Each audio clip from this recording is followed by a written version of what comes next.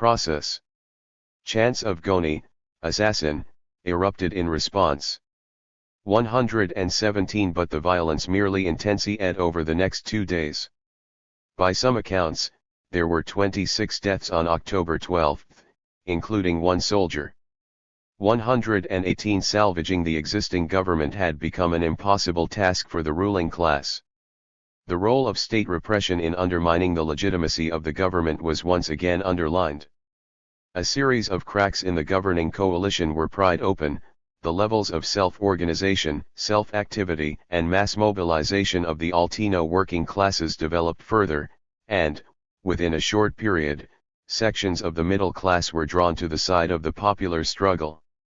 From the perspective of the left indigenous popular movements, the government was beyond redemption. As one journalist reported, the number of deaths grows. All the fears of previous days are transformed into rage. 119 The state violence exacted in El Alto had opened an abyss between government and society, annulling any possibility of negotiation, according to Garcia Linera. It was no longer important what Sanchez de Lozada offered, he was no longer a morally valid interlocutor. 120 Explosive state violence and popular resistance persisted throughout the next day, October 13. Bread and meat were scarce in La Paz, and downtown in the capital vehicular traffic was almost non-existent.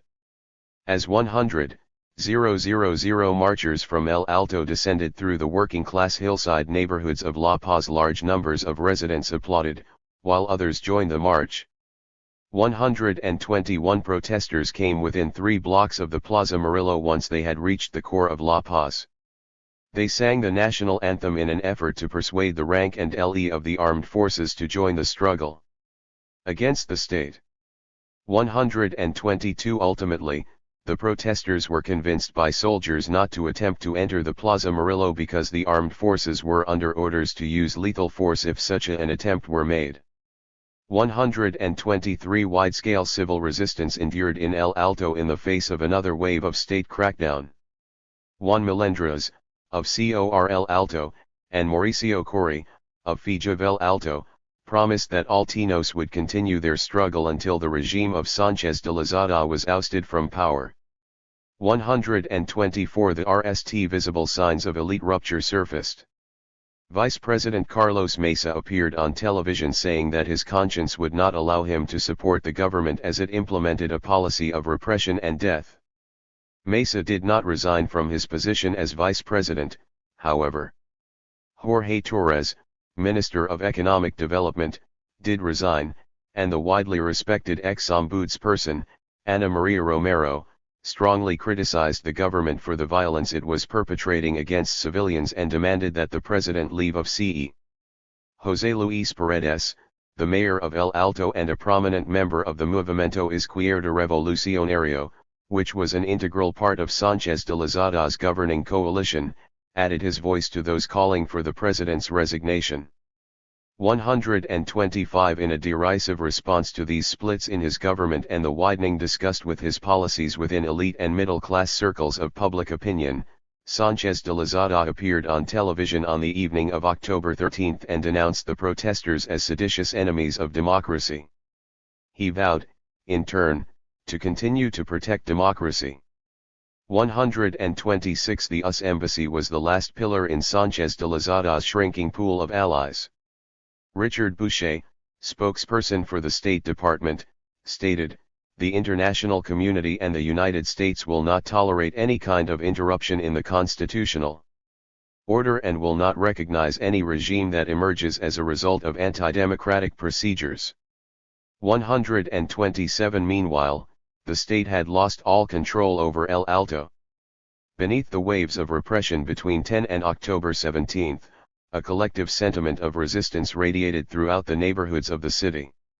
Bonds of solidarity and coordination between adjacent neighborhood councils, districts, and zones of El Alto were created.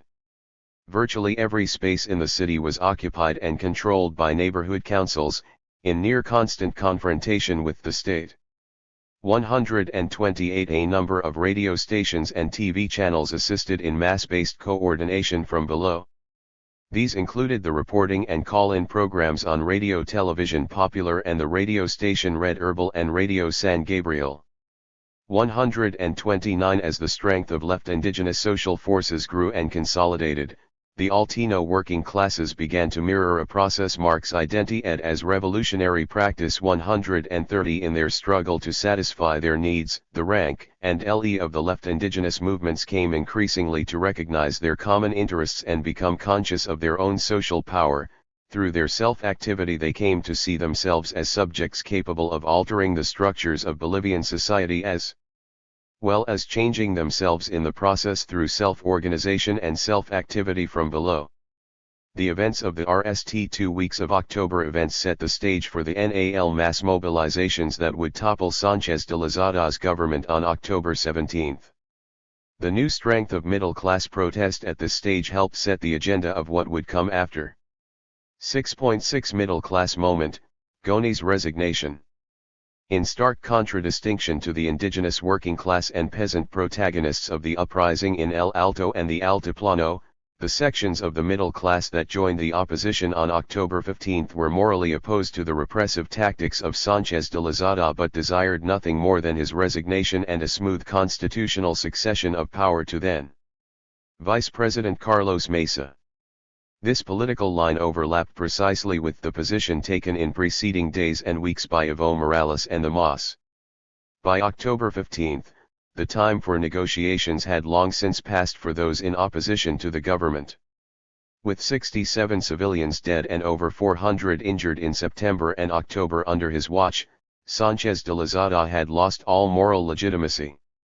131 Influential middle-class girls, evoking the memory of mining women in the struggle for democracy against the dictatorship of Hugo Banzer, initiated a hunger strike in La Paz in repudiation of state violence.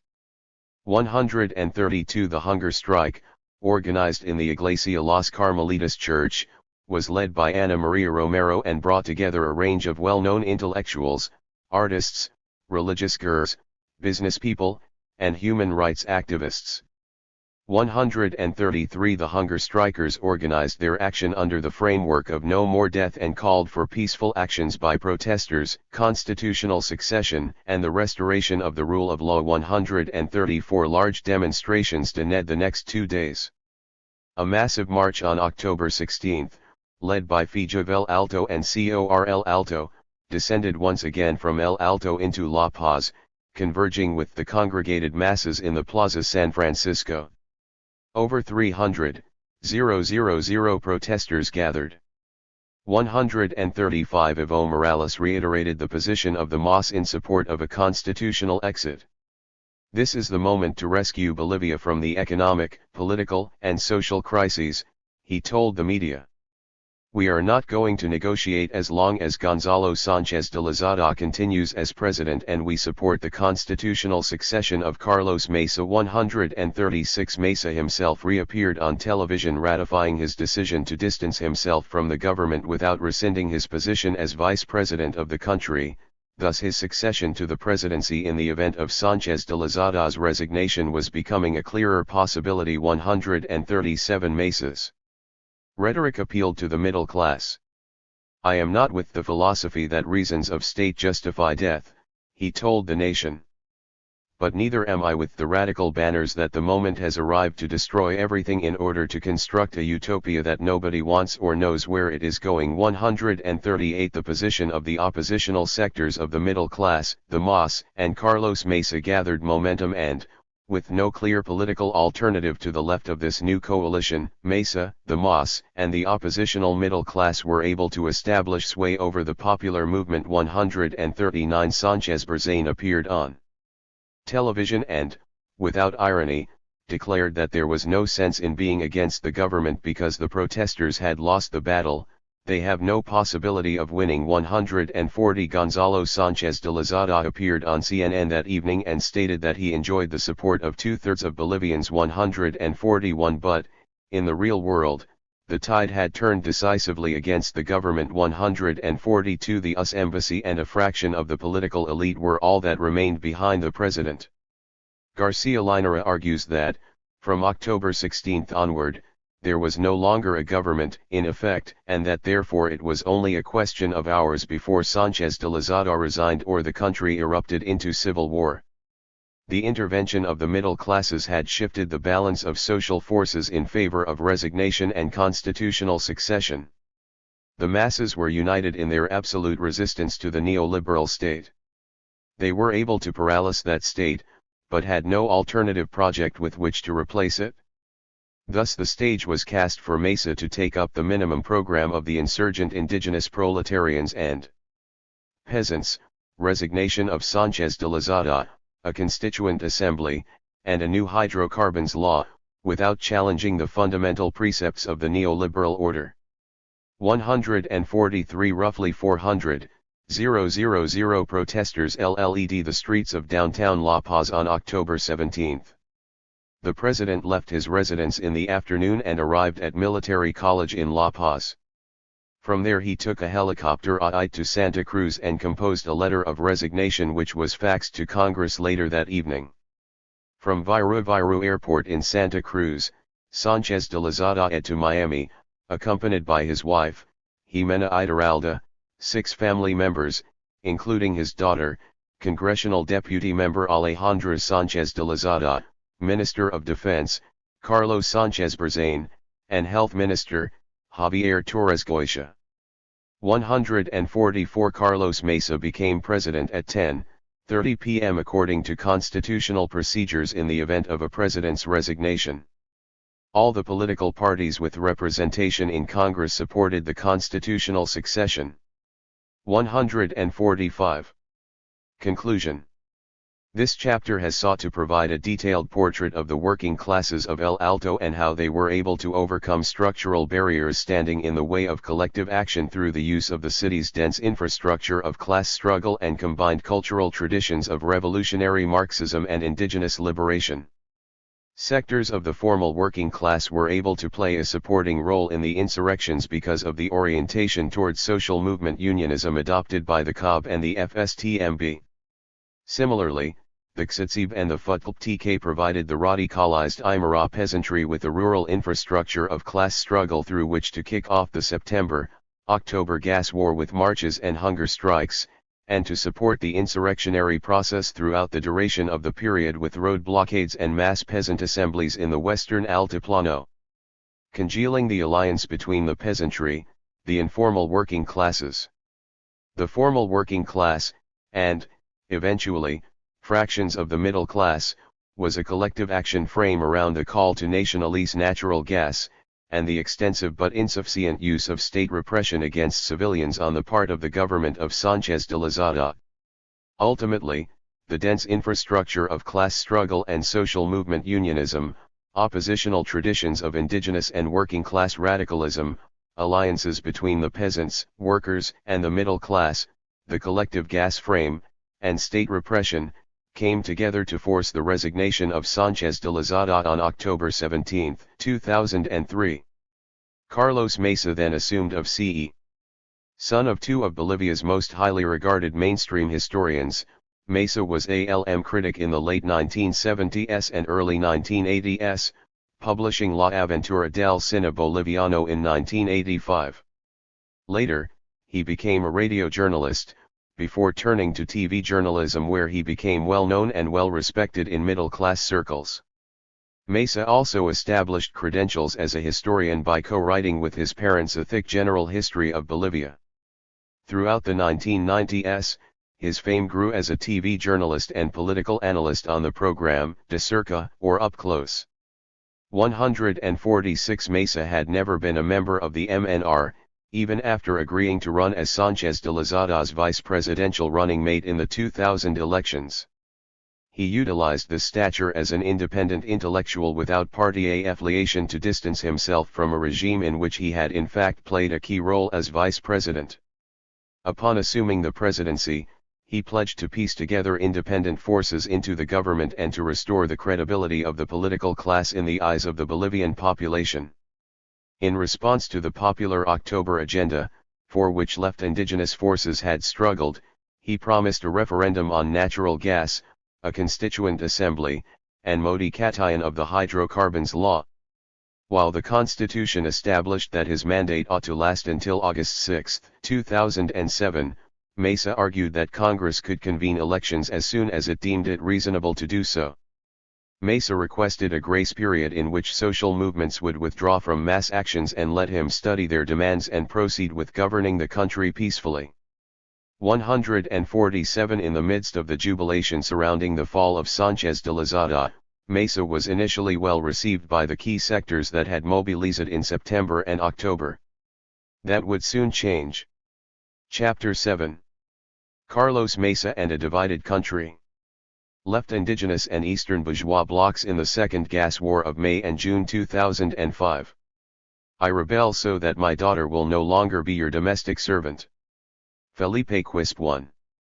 Between late May and early June 2005, mass mobilizations reenacted October 2003, bringing down the presidency of Carlos Mesa on June 6, 2005, and then preventing his replacement by two representatives of the far right, Hormando Vaca Diaz and Mario Casio. 2. The Second Gas War erupted out of a context of deep political polarization in the country, with distinct racial, regional, and class dimensions. These various politicist and interrelated antagonisms expressed themselves politically in the formation and consolidation of left indigenous and Eastern bourgeois blocs that contended for power.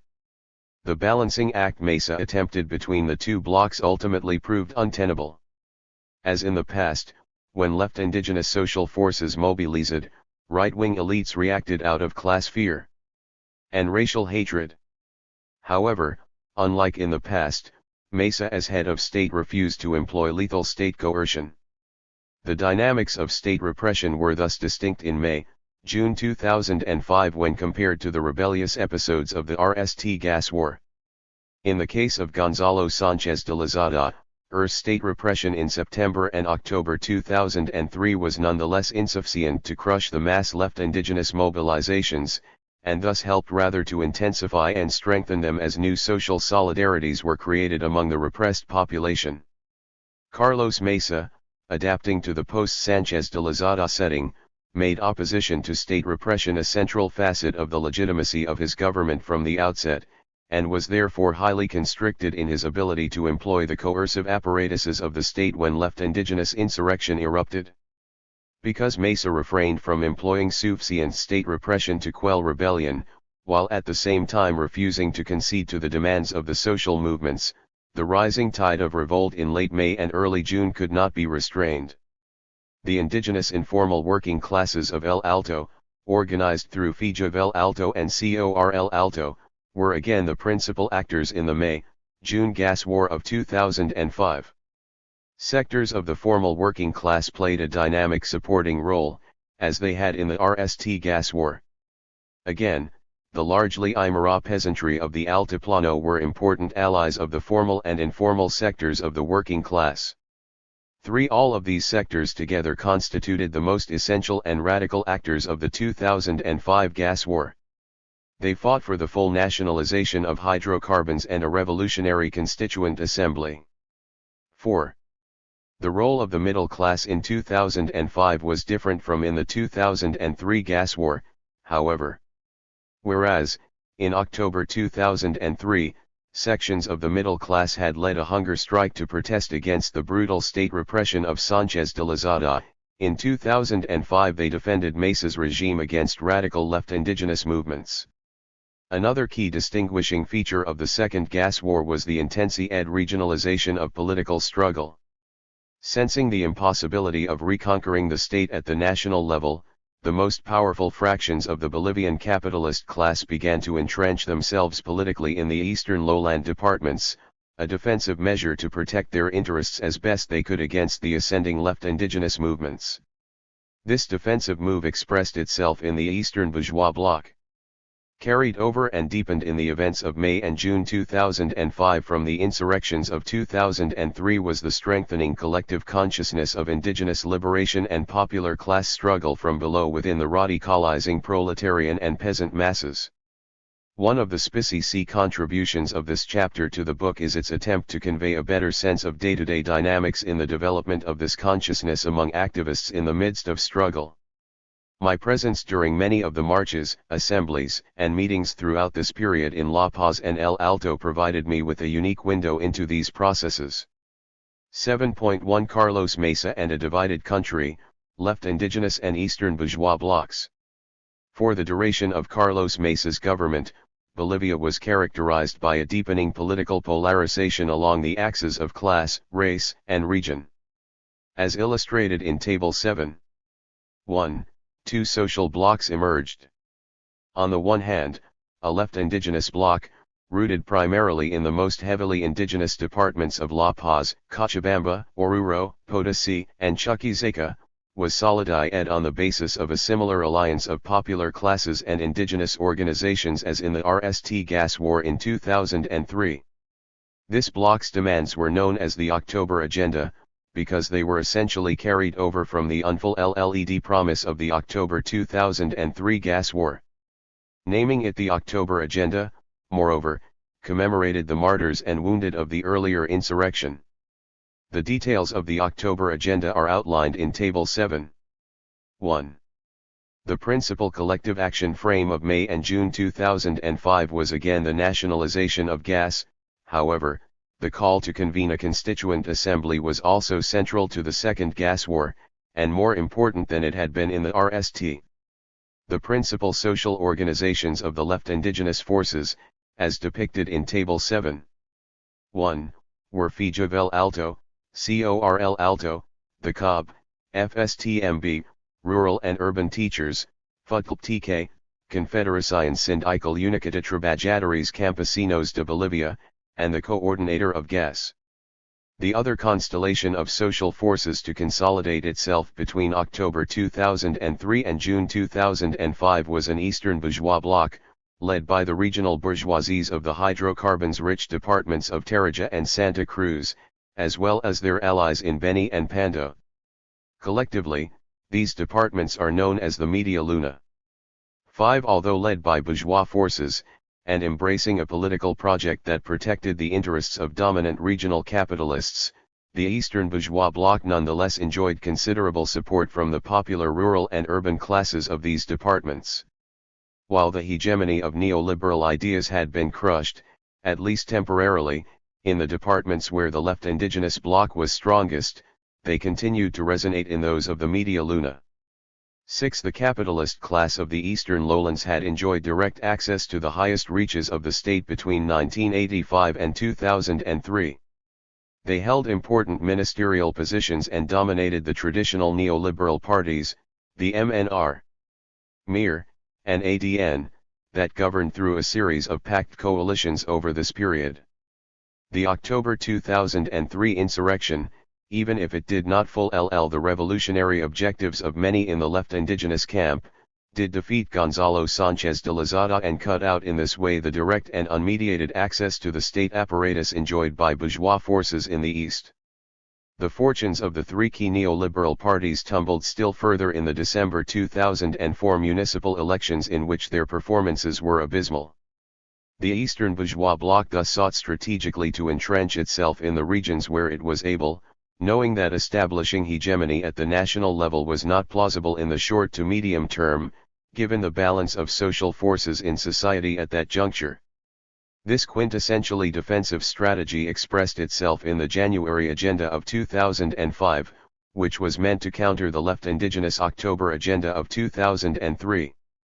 The January Agenda, so designated in the aftermath of a large mobilization of over 300,000 supporters in the city of Santa Cruz in January 2005, was based on an ideological commitment to free market capitalism, openness to foreign direct investment, and bitter racism toward the indigenous majority of the country.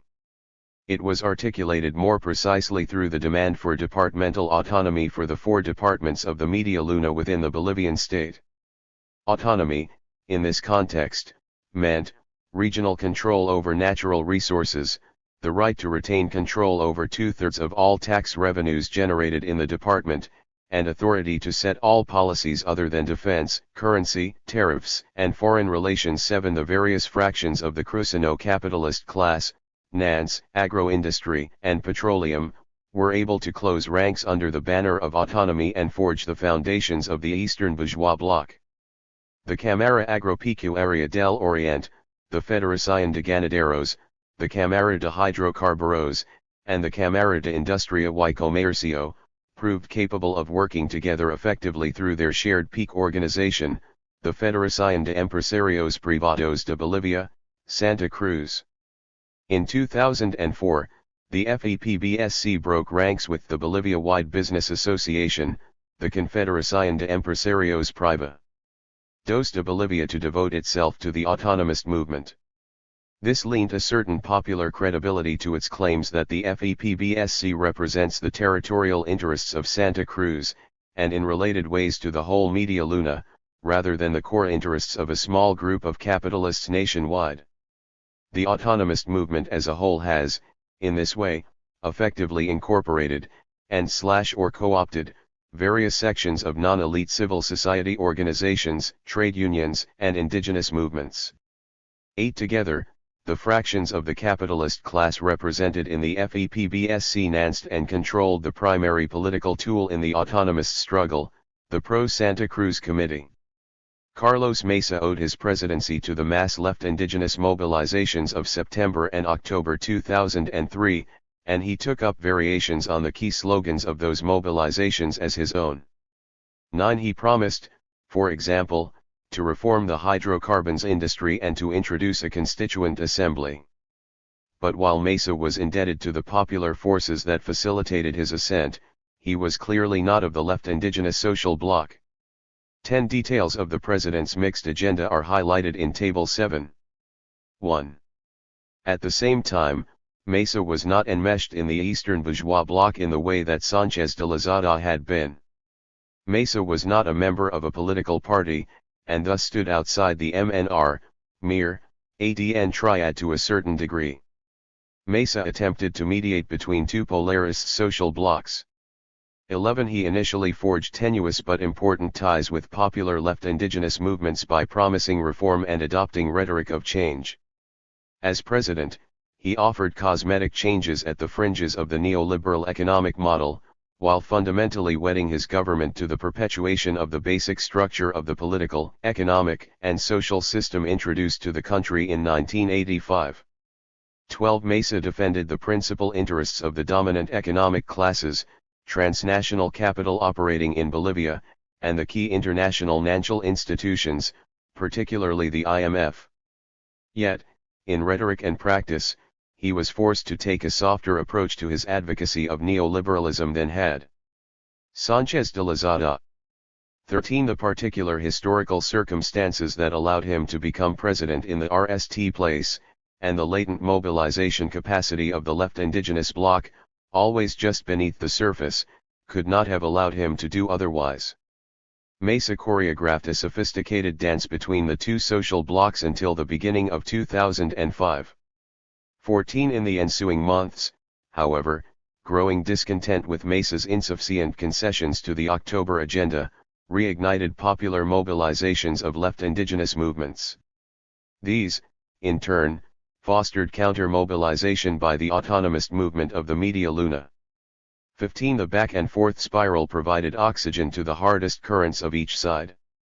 By March 2005, Mesa, underestimating the strength of the left indigenous bloc, opted for an open realignment with the Eastern Bourgeois bloc, throwing the country into a pivotal face-off situation that eventually played itself out in Bolivia's second gas war of May-June 2005. As indicated in Table 7. 1. It is also essential to understand that there were two other groups that effectively dangled between the two blocs in the country, sections of the urban middle classes, especially outside the departments of the Media Luna, and the MAS Party, under the leadership of Evo Morales. Their distinct actions at different intervals helped to reinforce one bloc or the other. Because Mesa was not a member of the MNR and because he had betrayed Sánchez de Lozada in the closing weeks of the October 2003 gas war, he did not have a predictable and loyal base of support in either the Chamber of Deputies or the Senate. The MAS, as the second largest party in Congress after the MNR, was consequently an important potential ally. From the perspective of the less radical elements within the MAS, tangible benefits would accrue to their own party as well through an alliance with Mesa. Hoping to deepen the reform in Mesa's soft neoliberal reformism, Evo Morales entered into an unofficial alliance with the executive power which lasted from October 2003 until March 2005, ensuring the political survival of the president. The alliance eventually fell apart during debate over the depth of reforms to be incorporated into the new hydrocarbons law.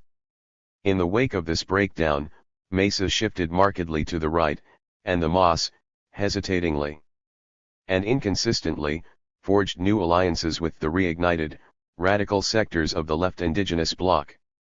16 The middle class, that second swing group, played a different role from that in October 2003.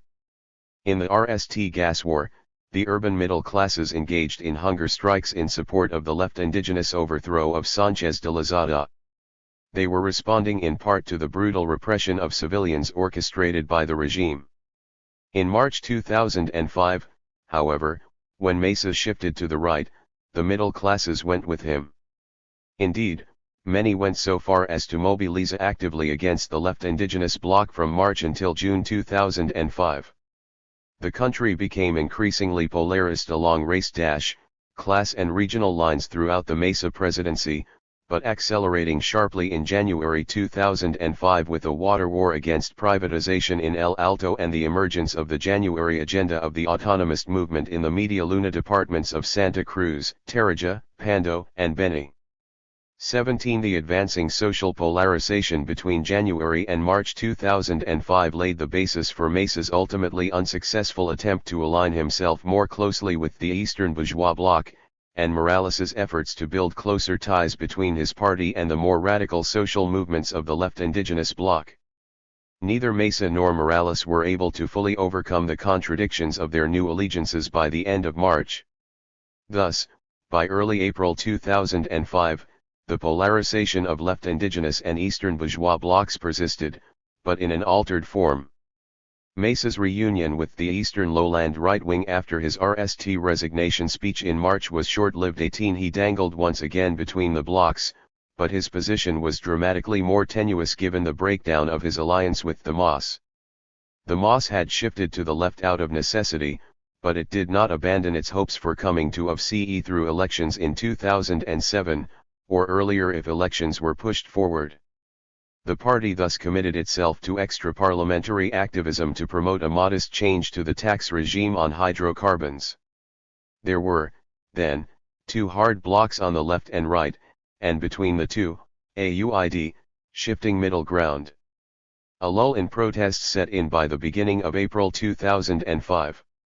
The underlying contradictions, however, had not been resolved. They rose to the surface in mid-May with the approval of a new hydrocarbons law that fell short of the MAS proposal for 50% royalties, and made a mockery of the more radical demand of nationalization coming from the left indigenous bloc. The result was the May-June 2005 gas war. By early May, the shape of the second gas war was coming slowly into view. The social movements of the left indigenous bloc had inventoried their resources and mobilizing capacities and decided the time to act was upon them.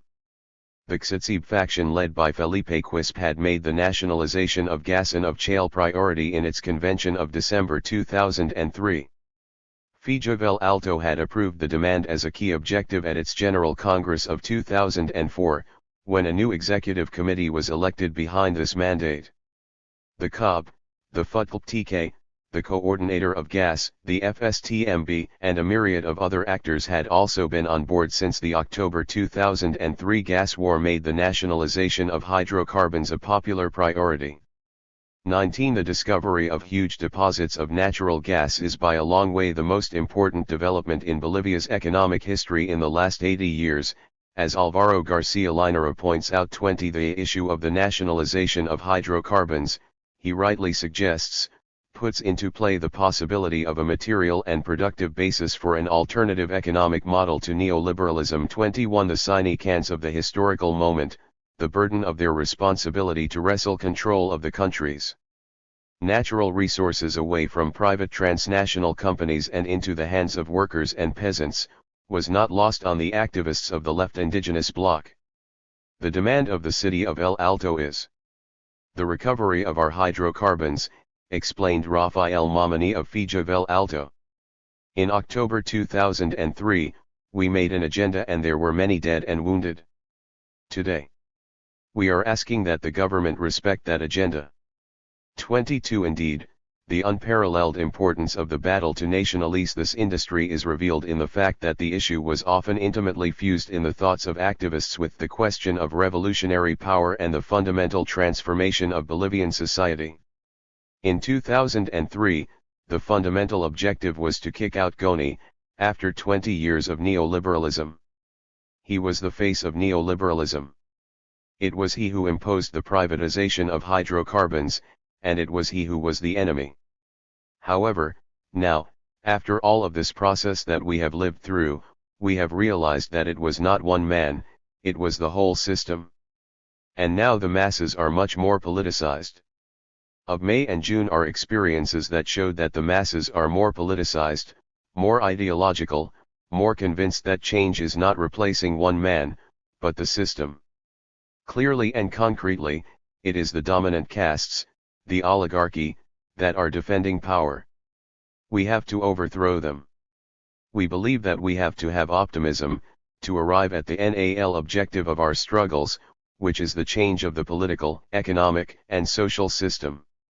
This, undoubtedly, is going to mean major sacrifices, but with the security that the sacrifice is going to be for us, and for future generations. 23. The above passage, from an interview with the FSDMB's Executive Secretary Miguel Zubayda on June 23, 2005, exemplifies the high stakes of the gas war as understood by social movement leaders, and, just as importantly, their opponents. Based on my participant observation in many popular movement assemblies and mobilizations in El Alto and La Paz, as well as interviews with leading activists during this period, it is clear to me that the unifying frame of the May-June insurrection was the nationalization of hydrocarbons. A secondary, but nonetheless important theme, was the Constituent Assembly. 24. Although there were occasionally discrepancies in the responses of interviewees as to the weight assigned to different social movement sectors within the left indigenous bloc during May and June, there was surprising consistency regarding which basic sectors constituted this bloc. 25. The same rural and urban infrastructures of class struggle that were instrumental to the strength of rebellions in 2003 were at work again in 2005. Analysis of these interviews, combined with an extensive qualitative study of the major national newspapers over the relevant period of insurrection, and my own observations in La Paz and El Alto, indicate a relatively transparent panorama of the major players. At the forefront of the struggle were Fija of El Alto and COR El Alto, as the principal community infrastructures of class struggle available to the informal proletarians of the city. Fija of El Alto and COR El Alto relied, in turn, on crucial alliances with the Aymara peasantry of the Altiplano, organized through Xatsib and Futltk, and with sections of the formal working class organized at the national level through the COB. Particularly important in terms of the formal working class were the miners, channeled through the FSTMB, and the urban and rural teachers. Healthcare workers played a backing role in La Paz. The coordinator of GAS, led by Oscar Oliveira, offered a Cochabamba ank to this radical base of the May-June 2005 gas war. Also mobilized in extra-parliamentary actions, but with a distinct agenda rooted in modest reformism, was the MAS, under the leadership of Evo Morales. Here, the major affiliated social sectors were the Xatsib faction led by Roman Loaza, and the Cocoleros of the Chaparral and the Yungas. 7.2.3 Repertoires of contention. A principal method of struggle was the road blockade, executed with stunning scope and intensity. At the height of the May-June insurrection, 90% of the highways in the country, spanning all 9 departments, were blocked. This ground to a halt the transit of almost all commodities, vehicles, and people along these routes. 26. The general strike in El Alto, accompanied by the territorial takeover of the city by activists operating within neighborhood councils and other elements of the community infrastructure of class struggle, was another critical method. Close to 90% of industrial activity in the city of El Alto was paralyzed for weeks, beginning on May 23 when the general strike called by FIJA El Alto and COR El Alto began. 27 The combined effect of blockades, mobilizations and strikes on tourism was dramatic. Foreign embassies called on their citizens to vacate the country. Anecdotally, a representative of the Plaza Hotel in La Paz told one reporter that they were operating at 10 to 15% capacity at best. 28 Third, there was a series of mass mobilizations, marches, protests, and clashes with the police and armed forces that surpassed in geographical range as well as absolute numbers of participants the ones of October 2003.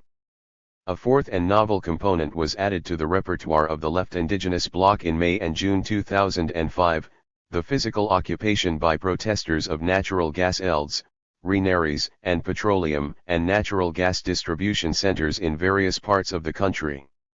29 This was yet another strand in a multi-pronged assault on the economy in an effort to assert social control over natural resources that had been commodity-ed in the years of neoliberalism.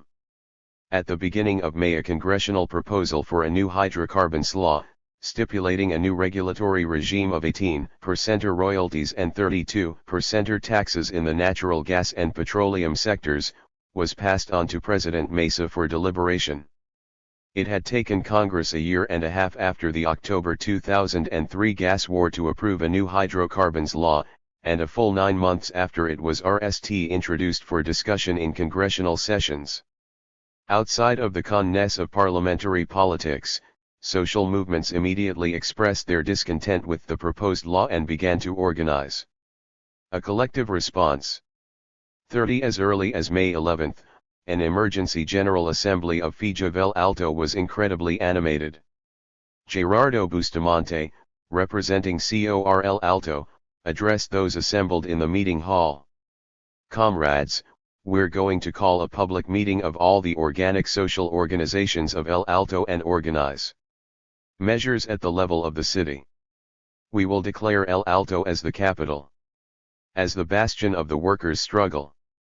The workers, the neighbors, and El Alto altogether, must be our organization. Through the neighborhood councils and the assemblies the people must take power. We are not going to hand over power once again to the white-collar bourgeoisie. Comrades, during these days we have gained experience and we know how to lead ourselves. If we govern ourselves in this way, we will be able to govern at the national level of our country. Comrades, help me yell out, long live the neighborhood councils. Long live the Regional Workers Central. Long live the Bolivian Workers Central. 31. At the same meeting, Jamie Solares invited the activists of FIJA El Alto, to finish what we started in October. Finishing what we began in October means that people must take power, close down the congresses. 32 As the workers in El Alto prepared for revolution beneath the banner of Natural Resource Recovery, the IMF, transnational petroleum enterprises, and various domestic business groups offered a critique from the right of the proposed law approved by Congress. They demanded that Mesa veto the law because if passed, they argued, it would dissuade future investment in the industry that was vital for the country's very economic survival. 33 Pressure turned in on Mesa from all sides. With no social base left to speak of, Mesa clung to the hope that he might circumvent a headlong fall into the abyss. The consummate TV journalist president, he relied once again on a televised address to the nation. 34 He spoke of the most intense polarization of the country since the crisis of October 2003. A polarization in which ideological positions, conceptions of the future, visions of the country, regional positions, positions of organized groups, are leading the nation toward irreconcilable confrontation. According to Mesa, the situation had degenerated into an extremely worrying scenario, in which the integrity of the country was at stake. I believe, and I say this with all of my heart, Mesa warned the citizens, that the unity of Bolivia today is in serious risk. 35 Mesa called for an Encuentro por la Unidad de Bolivia to be held on Monday, May 16, the day before he would be required to submit his verdict on the Hydrocarbons Law 36. 7.3.2 Elite Ruptures.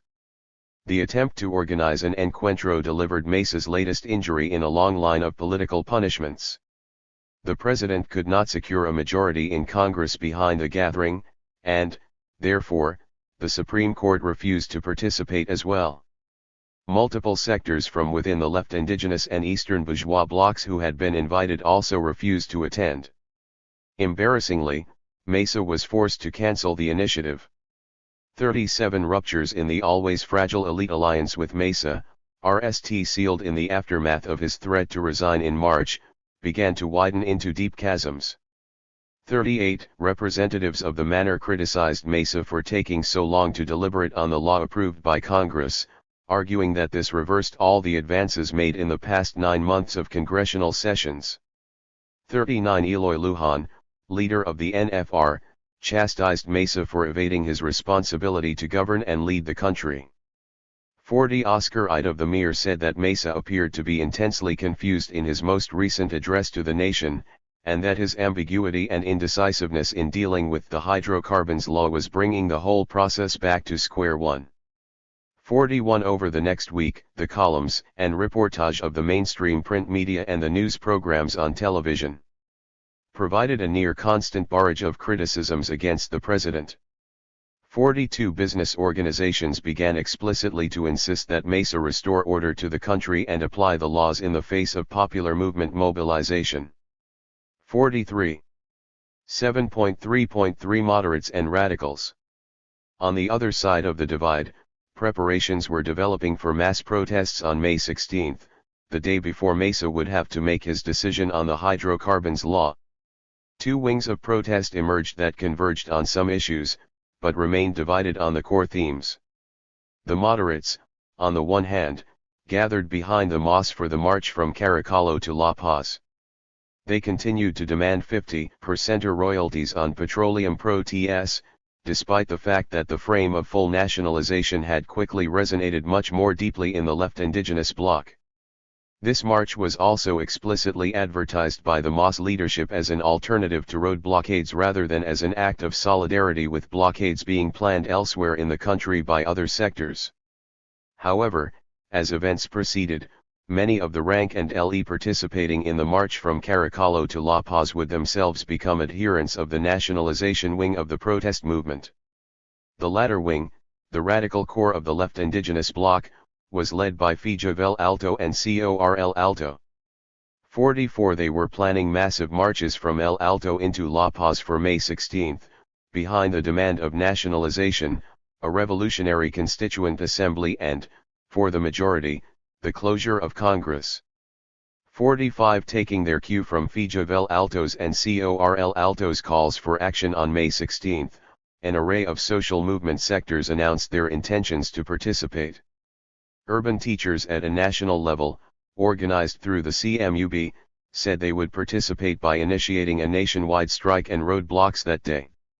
In El Alto itself, the Federación Regional de Transporte Juan de Mayo, and the Federación de Trabajadores en Salud, alongside many other groups, formally committed to participating in the march on La Paz. The leadership of the COB was attending the emergency assemblies of Fijovel Alto during this period, and they made a formal call on their affiliates across the country to be prepared to take action on May 16. Elsewhere, the MST and the Confederación de Naciones Indígenas y Originarios, also led by Roberto de la Cruz, announced that they would coordinate blockades of the highway between Oruro and La Paz in the community of Colina, to coincide with the mass protests of El Alto and the capital. 46. In the end, May 16 marked a turning of the tide, after which there was no way that the left indigenous bloc, nor the more moderate wing of protesters led by the MAS, could accept any hydrocarbons law that did not lead to nationalization, or, at least, a radical reform of the industry. Jamie Solares encapsulated the general sentiments of the movement: "We are tired of so much manipulation. What we are demanding is the immediate nationalization of hydrocarbons because this will generate more jobs. We need a patriotic president and not one who defends the interests of transnational corporations. 47 Roberto de la Cruz put it more succinctly, El Alto made Carlos Mesa Gispert president, and we can also remove him. 48 At around 8:00 am on that Monday morning, I arrived in El Alto.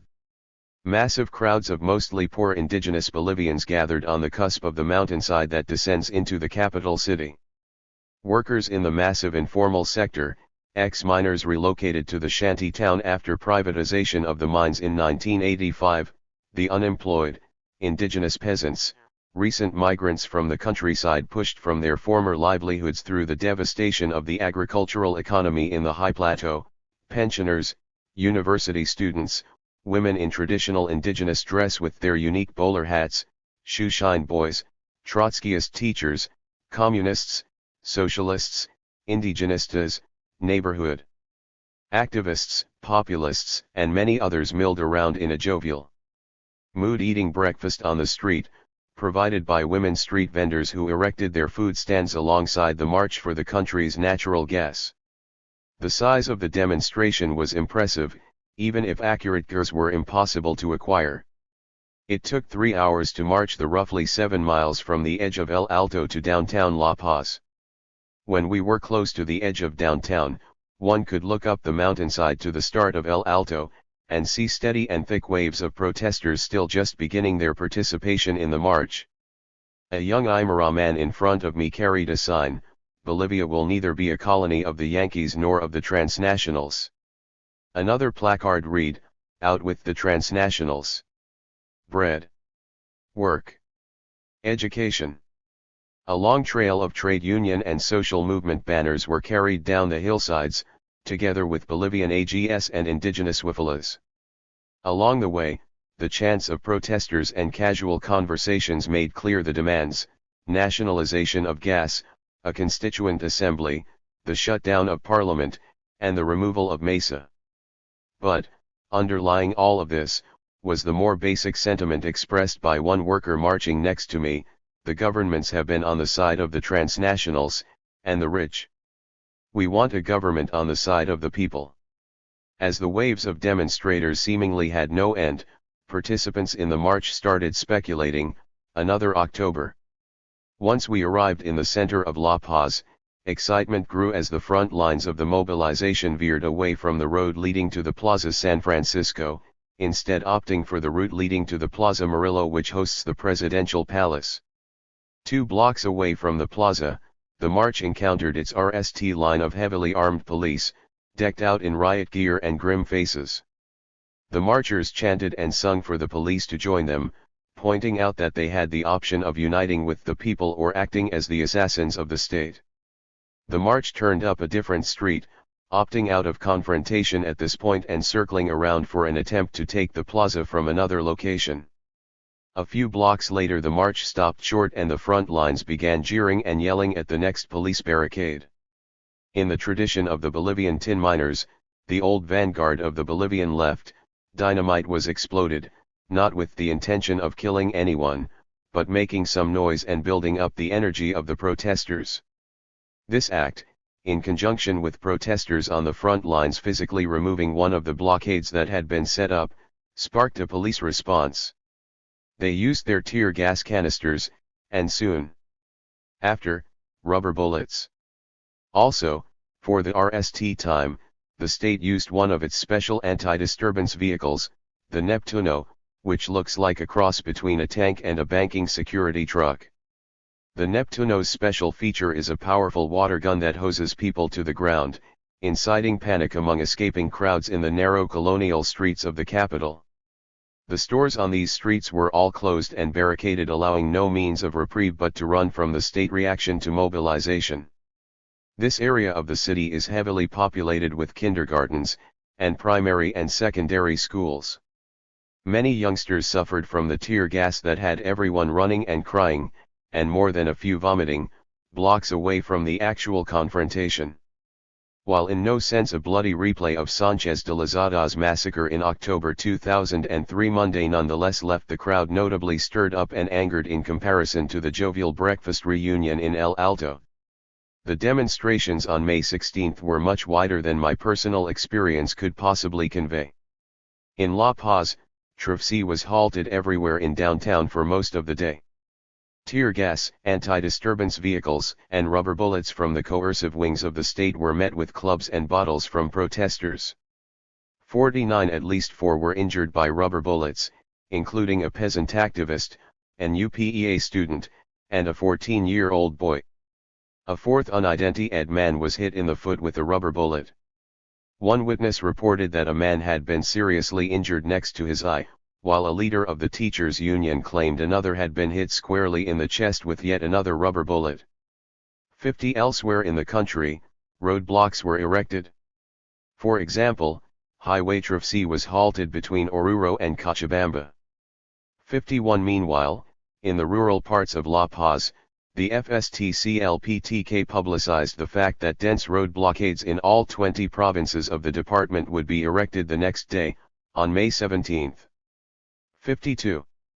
Mesa, unlike Sanchez de Lozada, did not respond to the protests with lethal repression, to the growing dismay of the Eastern Bourgeois bloc. The latter began to shift its support toward the resignation of Carlos Mesa, demanding that it be followed immediately by a constitutional succession. Hormando Vaca Diaz from Santa Cruz, and Mario Casio from Tarija, were essentially acting as the congressional face of the Eastern Bourgeois bloc by this point, and they were in line to succeed Mesa. Congresspeople from the MNR, MIR, and NFR made public comments that the president had been critically weakened and that there may have to be a constitutional succession. One congressional deputy of the MNR, Luis Eduardo Siles, said, for example, that his party would support a constitutional succession, and if the idea is succession, the President of the Senate, Hormando Vaca Diaz, is the one who has to assume responsibility. 53 Mesa's director of Con ICT Prevention, Gregorio Lanza, accused sections of the MNR, that had been an integral part of Sanchez de Lozada's administration, of seeking to destabilize the Mesa government. 54. Carlos Mesa waited until the last possible minute to return the hydrocarbons law to Congress.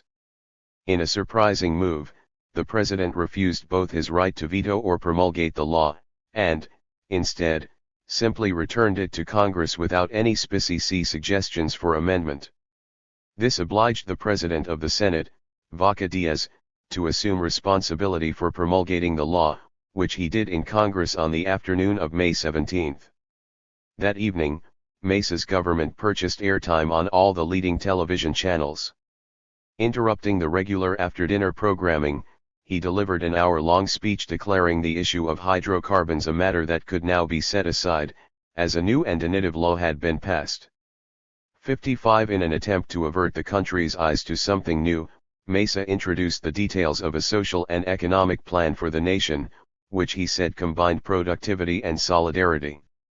56 Rather than calming the political environs, however, Mesa's strategy merely stoked the smoldering tinder strewn all about him. Over the next 3 weeks, he would be engulfed entirely in aims. It was immediately clear, for example, that the president had lost any and all support from the traditional neoliberal parties within Congress. In an animated and angry speech in Congress, before promulgating the new law, Vaca Diaz positioned himself to succeed Mesa as president. He denounced Mesa for his destructive indecisiveness as leader of the country. The response was extended applause from all parties save the MAS. Political analysts of all stripes asserted that the president had exhausted what little had remained of his political capital, and that his social base within the citizenry had dissipated irreversibly. 57. 7.5.1 Left Indigenous Bloc response to new hydrocarbons law. The social forces of the left Indigenous Bloc, meanwhile, perceived limitations of the new law as an affront to the memory of the fallen martyrs of October 2003. The MAS, too, despite its malleable notions of what would constitute nationalization, and the party's general moderate reformism, found this pill too bitter to swallow. The following 4 days witnessed a series of demonstrations in La Paz against the new law. 58 Attending the long and dynamic emergency assembly of Fijovel Alto that evening, I recorded the executive committee's summary of the decisions made after extended debate and deliberation involving representatives from all the districts of the city. They resolved to move forward with a new wave of mobilizations, assemblies, and marches, while continuously returning to their grassroots rank and LE for purposes of organizing, educating, and allowing for mass democratic participation as the process unfolded. The miners pledged to continue pressure tactics and mobilizations. 59 In an interview on June 23, 2005, Miguel Zubayeta recounted how the FSTMB had spent all of 2004 pushing for social movements across the country to set aside their particular demands and unite behind the singular frame of nationalization. In the protests of May and June, miners contributed activists and organizational skill to the national blockade of roads throughout the mining zones of the western Altiplano, particularly in Oruro and Potosi. They engaged in street battles with police and military forces in La Paz, and ultimately led the battle in Sucre to prevent Vaca Diaz from coming to power after Mesa resigned on June 6. 60 In the wake of the passage of the new law on May 17, the COB called for the shutting down of Congress and Mesa's resignation. The FUTPLTK executed their road blocking plans in the rural provinces of La Paz. The National Road Service confirmed that road blockades had been extended to the 4 principal highways, including the international connections to Chile and Peru in the western part of the country. Healthcare workers in La Paz announced an upcoming 48-hour strike. COD La Paz, an affiliate of the COB, decided in an assembly to continue with further mobilizations and a march in favor of nationalization. Celestiano Lora, one of the organization's executives, said, "We are not going to drop our arms until we've achieved nationalization. We are not going to forget the fallen of October, and we are going to demand that the traitors resign from their positions." 61 Juan Carlos Valencia, of CORL Alto, agreed, declaring that for us, nationalization is everything. He said that Congress must be shut down, and that Mesa must resign. Now more than ever the only instrument of struggle is to go out into the streets. 62 A 48-hour general strike was announced in the city of Potosi, where workers rejected the new hydrocarbons law and called for nationalization. 63 Over the next several days, clashes between protesters and the armed forces of the state occurred in various parts of the country, but were particularly volatile in the capital. The miners of the FSTMB were a militant presence in La Paz over these days, interrupting traffic and setting off dynamite explosions close to the military and police barricades surrounding the Plaza Murillo. 64 The capital was rocked with a series of mobilizations denouncing the new law and demanding nationalization.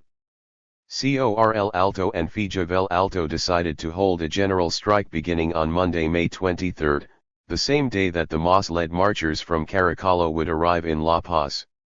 Between 18 and May 21 there were violent clashes between protesters and the armed forces throughout the country, although they resulted in no reported deaths. Fijovel Alto, CORL Alto, the COB, and the FSTMB led actions in and around El Alto and La Paz. The rural teachers, who initiated a 72-hour strike on May 18, immediately declared their support for moves toward a general strike of various sectors for the following day.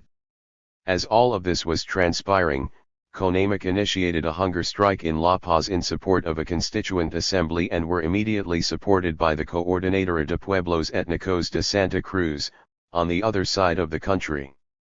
In Oruro and Potosi, as well, a number of different social movements demonstrated in support of the constituent assembly demand. Joining the growing wave of militancy, professors and students from La Paz's Public University, UMSA, marched together for the nationalization of hydrocarbons and a constituent assembly. In Oruro, 50 peasants from the Oruro branch of the MST occupied a large land holding. Cochabamba was also a center of revolt.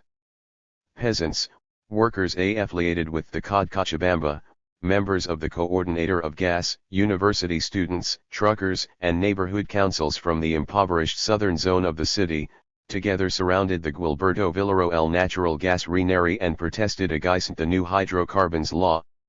7.5.2 Revolutionary consciousness grows within left indigenous bloc.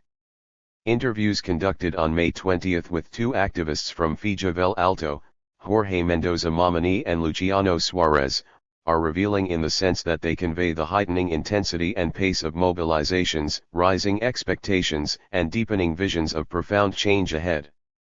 I spoke to them after a neighborhood council meeting in Santiago II, a neighborhood of mostly relocated ex-miners in El Alto. We are rising up in yet another insurrection to such an extent that many leaders are now calling for revolution, Mendoza Mamani explained. Therefore, there is going to be complete change. I know there is going to be complete transformation. Whether it be peacefully or through force, there is going to be total change.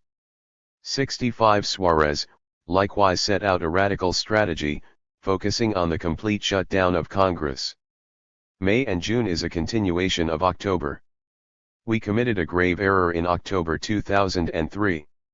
We did not shut down Congress, which is full of corrupt leaders. The only thing has done is approve a law that favor petroleum companies, not the people. Therefore, the mobilization that is occurring now is a continuation of the mobilizations of October. Our demands repeat the theme of gas and the theme of a constituent assembly. In other words, the October agenda must be full LLED. 66. 7.5.3 Divisions between moderates and radicals deepen. On May 23, Altino protesters greeted the MAS-led march from Caracalo in a spirit of solidarity as the marchers entered their city en route to La Paz. At the same time, many held placards reminding the MAS leadership that the demand of the left indigenous bloc was full nationalization, not 50% royalties.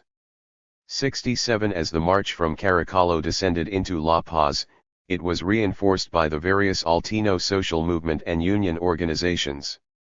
Once downtown, miners and street vendors clashed with police in the vicinity of the Plaza San Francisco, but no serious injuries were reported. 68 Tear gas and anti-disturbance vehicles were used against the crowds. Traffic was suspended throughout much of La Paz and the city's bus terminal was closed down. Protests and strike activity in El Alto led American Airlines to cancel all its flights to the capital, while domestic airlines continued to fly, but with a substantially reduced number of flights. 69 Tens of thousands of demonstrators gathered in the downtown streets of La Paz. While Mesa remained reluctant to use lethal force against civilians, the Minister of Government, Saul Lara, declared that in order to guarantee order and to avoid incidents of violence in the streets because of social protests, the armed forces and police were now officially in a state of emergency. 70 The main event of the day, however, was an open assembly in the Plaza San Francisco, organized by the MAS to coincide with the arrival of the march from Caracalo. 30,000 people LLED the plaza and listened to a range of speakers representing all the principal sectors of the left indigenous bloc. Looking out over the crowd was like peering into a sea of checkered rainbows. 71 Over their heads, the crowd held up thousands of multicolored wifalas in an impressive display of indigenous liberation. However, divisions between the MAS leadership and some of its rank and LE, on the one hand, and the rest of the demonstrators, on the other, were apparent in the speeches and the crowd's responses. Of the 16 key speakers, Morales was the only one who did not hold a position in favor of the full nationalization of hydrocarbons. 72 I positioned myself in the midst of the large and growing assembly to listen and observe. As Morales was speaking, miners and other affiliates of the COB, as well as some other sections of the crowd, attempted to drown him out with chants of nationalization, and closed down Congress. Guilberto Koch of the FUTLP-TK rose to speak at the assembly as well, calling for the nationalization of hydrocarbons, the resignation of Mesa, and the full national recovery and assertion of social control over all natural resources in the country. 73 Fractures in the popular movement between radicals and moderates were also evident concerning the issue of closing down Congress, as well as in the different ways various sectors understood the demand for a constituent assembly. Morales, for example, stressed that the MOS was calling for an assembly, but insisted that this could not be convened by the movements themselves, but rather had to proceed through the existing channels of the state. Morales emphasized that, "We are not calling for the closure of the Congress of the Republic, because it is the symbol of democracy." Consider that statement against a passage from the speech delivered by Jaime Solares at the same gathering: "Congress must be shut down for having sold out the people. Carlos Mesa must also resign." 74 Not for the RST time, Morales functions as a dam against a popular ode onto the nation's highways, into its streets and perhaps even the presidential palace, Forrest Hilton reported from La Paz later that week. According to Hilton, Morales has a vested interest in maintaining a dynamic of limited mobilization. Currently the only effective brake on popular insurrection, Morales poses as the defender of democracy in hopes of winning over the middle class.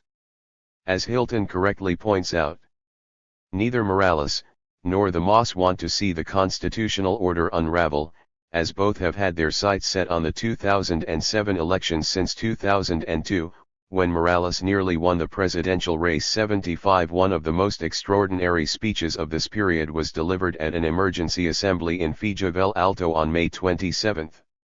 It helps to draw out the distinctions between the type of demand for a constituent assembly coming from the MOS and the conceptualization of what such an assembly would entail for many of the social forces within the left indigenous bloc.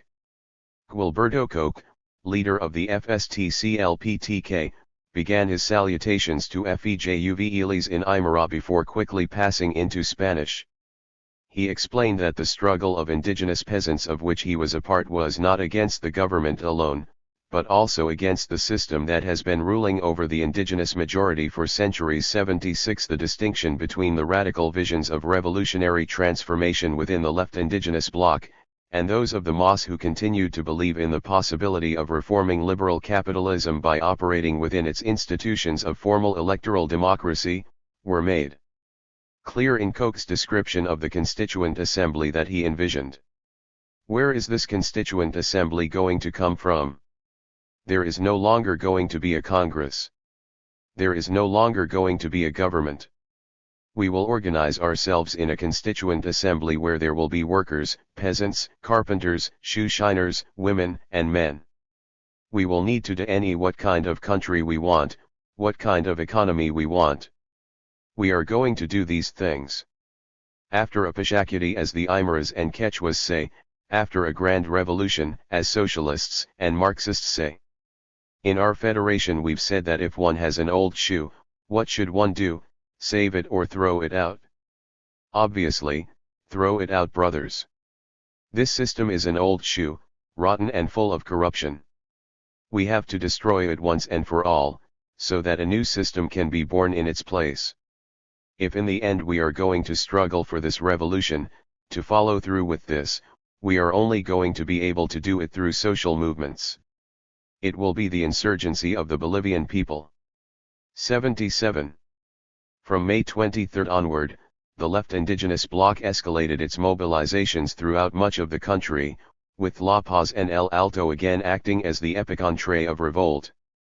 The forms of assemblyist popular democracy through neighborhood councils and other parts of the infrastructure of class struggle that had RST appeared in El Alto in October 2003 were reignited. The councils acted as a machinery of mobilization and the main fora for collectively deliberating on the best way forward. The councils coordinated soup kitchens to keep people fed. They organized the controlled and limited opening of food stalls at certain intervals during the strike so that Altinos could gather supplies. They also utilized their ties to the countryside of the Altiplano to bring in foodstuffs from the peasantry to sustain the strikers. 78 As one conservative journalist noted, El Alto was slowly suffocating La Paz.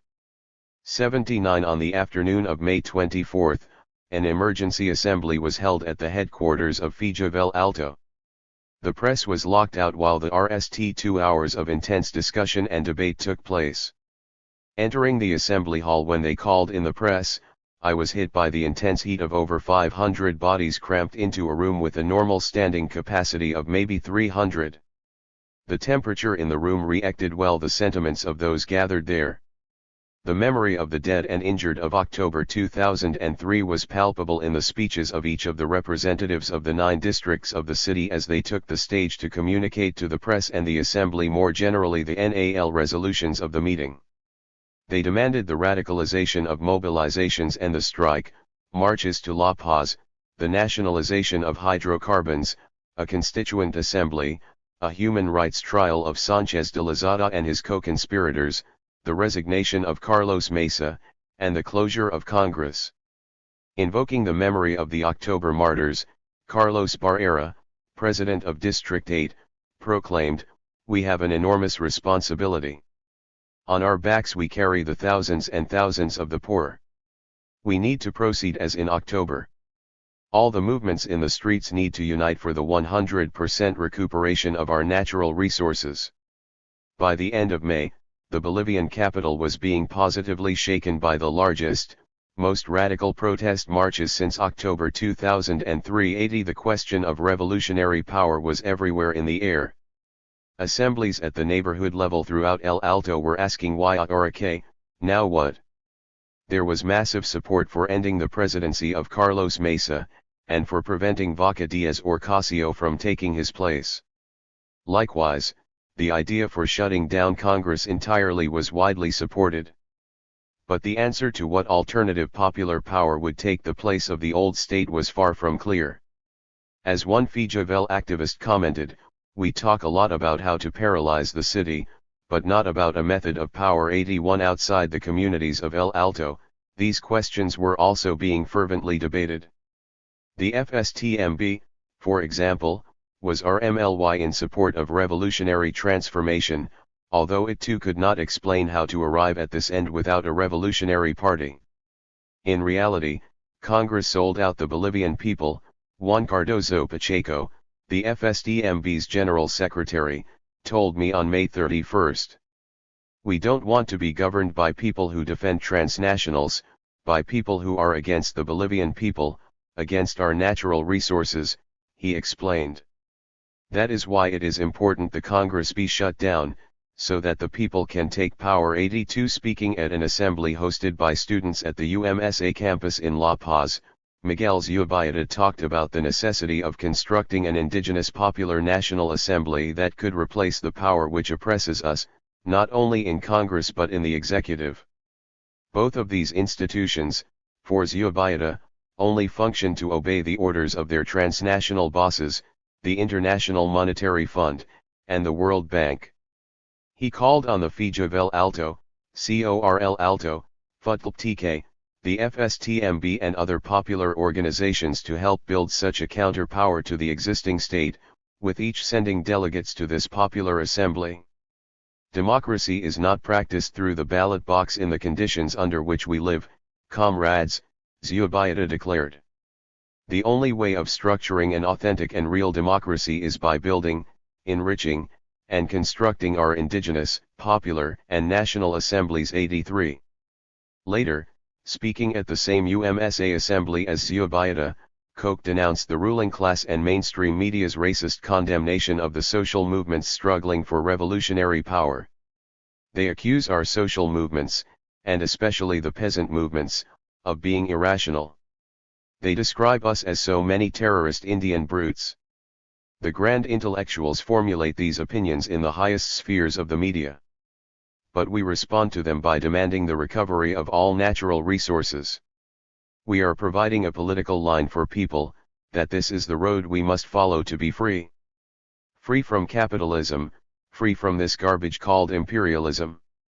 This is a political, ideological position that was born in the minds of the brothers of the countryside, from the minds of those who some say are poor Indian brutes. But this is the line we are bringing forward, and we hope, brothers from the cities, that you will ascribe to this objective and that nally we can drive forward an authentic liberation, an authentic democracy. 84. The RST week of June drove from the capital the few tourists who remained, as foreign embassies advised their citizens to flee the country. Rumors of military coups permeated daily conversations on the streets. Inflationary prices and dwindling supplies stoked runs on the supermarkets, pushing prices up still further. Natural gas and gasoline were quickly being exhausted in La Paz. In Santa Cruz, violent right-wing youth from the Union Juvenil Crucenista attacked indigenous peasants who had been expressing their solidarity with the rebels in the Andean West. Mesa continued to avoid the use of lethal force, but barricaded the Plaza Murillo with the police and the military, as dynamite, tear gas, and rubber bullets were exchanged in the surrounding avenues and downtown corridors. On June 6, Mesa Nally announced his permanent and irrevocable resignation as President of Republic. That morning, between 400,000 and 500,000 protesters had occupied the capital in a gigantic display of mobilization, unprecedented in Bolivian history. Standing on the edge of the Plaza San Francisco in the middle of downtown, I turned full circle for a visual panorama and saw no end to the masses of indigenous peasants and workers in all directions. The battle had not ended, however. Between 7 and June 9, a major struggle ensued between the left indigenous bloc, the MAS, and sections of the middle class, on one side, and the eastern bourgeois bloc on the other, over the attempt by Vaca Diaz and then Casio to take Mesa's place as president. After this heroic last stand of the May-June gas war by the left indigenous bloc, neither Vaca Diaz nor Casio were able to assume of CE.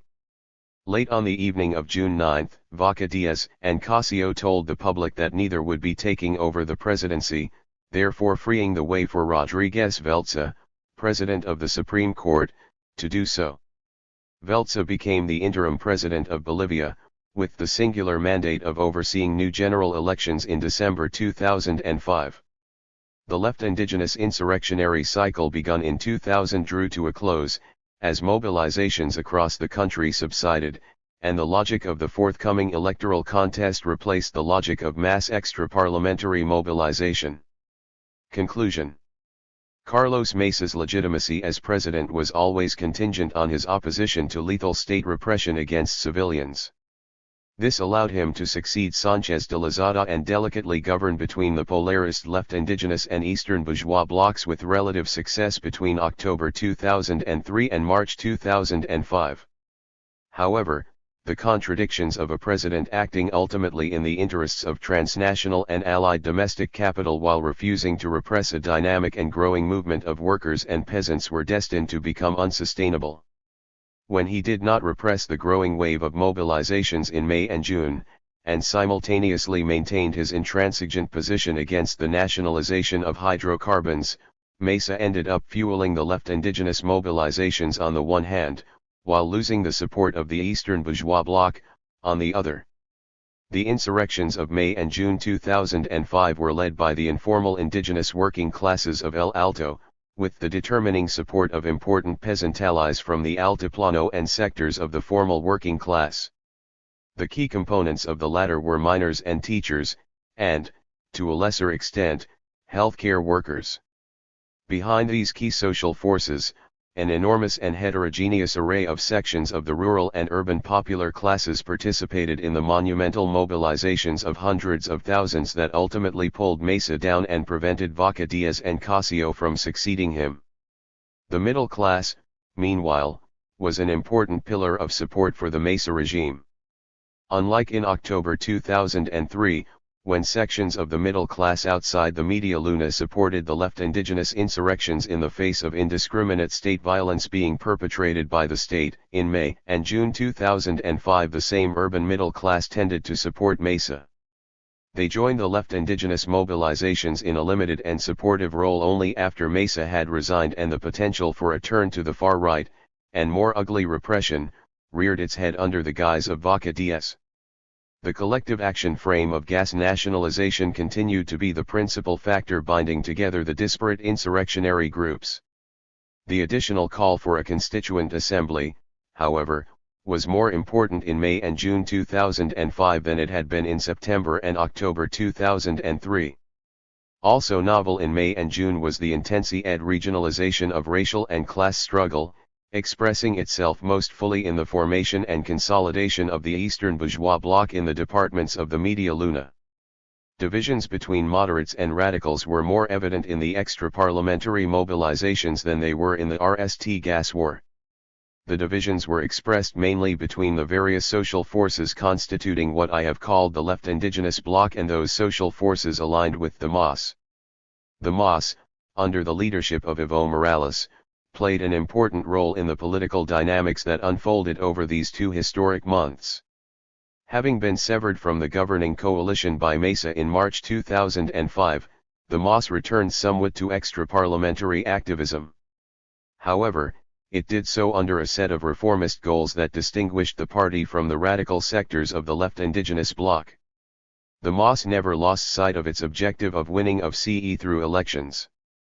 To do so, its strategy since 2002 had been to present an increasingly moderate face to the urban middle class. Winning the 2007 general elections was a long-term objective, and, when elections were rescheduled for December 2005, the immediacy of this project took precedence over all else.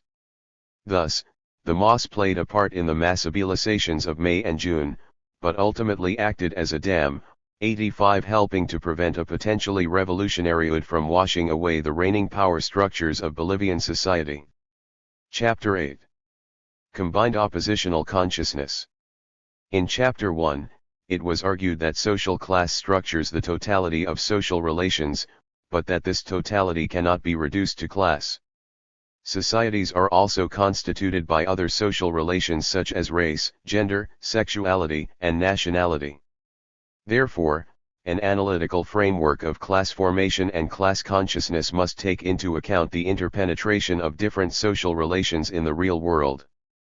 Class consciousness is most straightforwardly understood as the way in which the experiences of being thrust through birth or other involuntary means into a class situation, are handled in cultural terms, embodied in traditions, value systems, ideas, and institutional forms. To be more explicit about the unique overlapping of indigenous identity and class consciousness in the Bolivian context, Chapter 1 introduced the more precise concept of combined oppositional consciousness. This is a collective consciousness in which the politics of class struggle and indigenous liberation are tightly interwoven. One of the most dynamic ways in which the combination of class and indigenous consciousness in El Alto expressed itself during the gas wars of 2003 and 2005 was through the notion of vecino. Literally.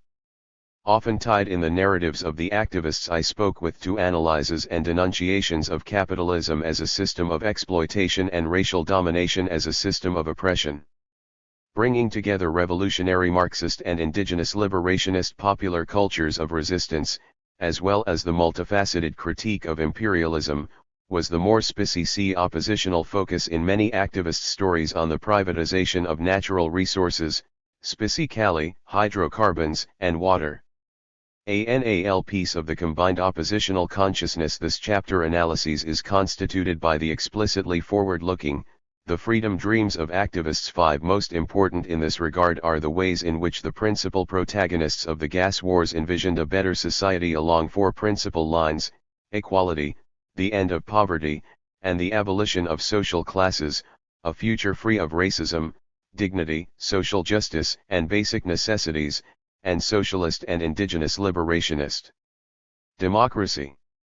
My arguments are rooted in the perceptions, beliefs, and values of the activists I interviewed.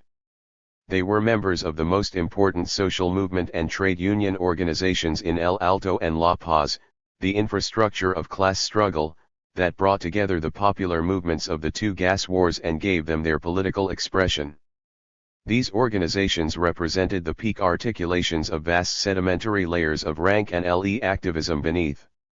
The interviewees were some of the leading organic intellectuals of indigenous liberation and working class struggle in early 20th century Bolivia. Lengthy, in-depth interviews, sometimes lasting 3 hours, were the only conceivable way of drawing out the richness, complexity, and contradiction of combined oppositional consciousness. 6. Rather than a single collective identity or consciousness, the concept of vecino might be thought of as a moving and dynamic combination of different elements of race and class. In some cases indigenous becomes the identity in discourse, in symbols, and in other cases its worker, and in other cases vecino, and in other cases small business people. These become the mobilized identities. 7. According to Garcia Linera, El Alto is an interesting mix between a type of indigenous migrant identity of the RST generation, with a worker indigenous identity, both of which are not contradictory. There is an indigenous worker identity and an identity closer to worker mestizo. There are distinct variations, depending to which zone of the city you go to. 8. The journalist and activist Gonzalo Gosalve elaborated on this notion of vecino more fully, concluding that, in fact, it might best be understood as the concept most frequently employed in the everyday language of Altinos to express the political combination of race and class, and the impossibility of separating these two sets of social relations in the actual material world.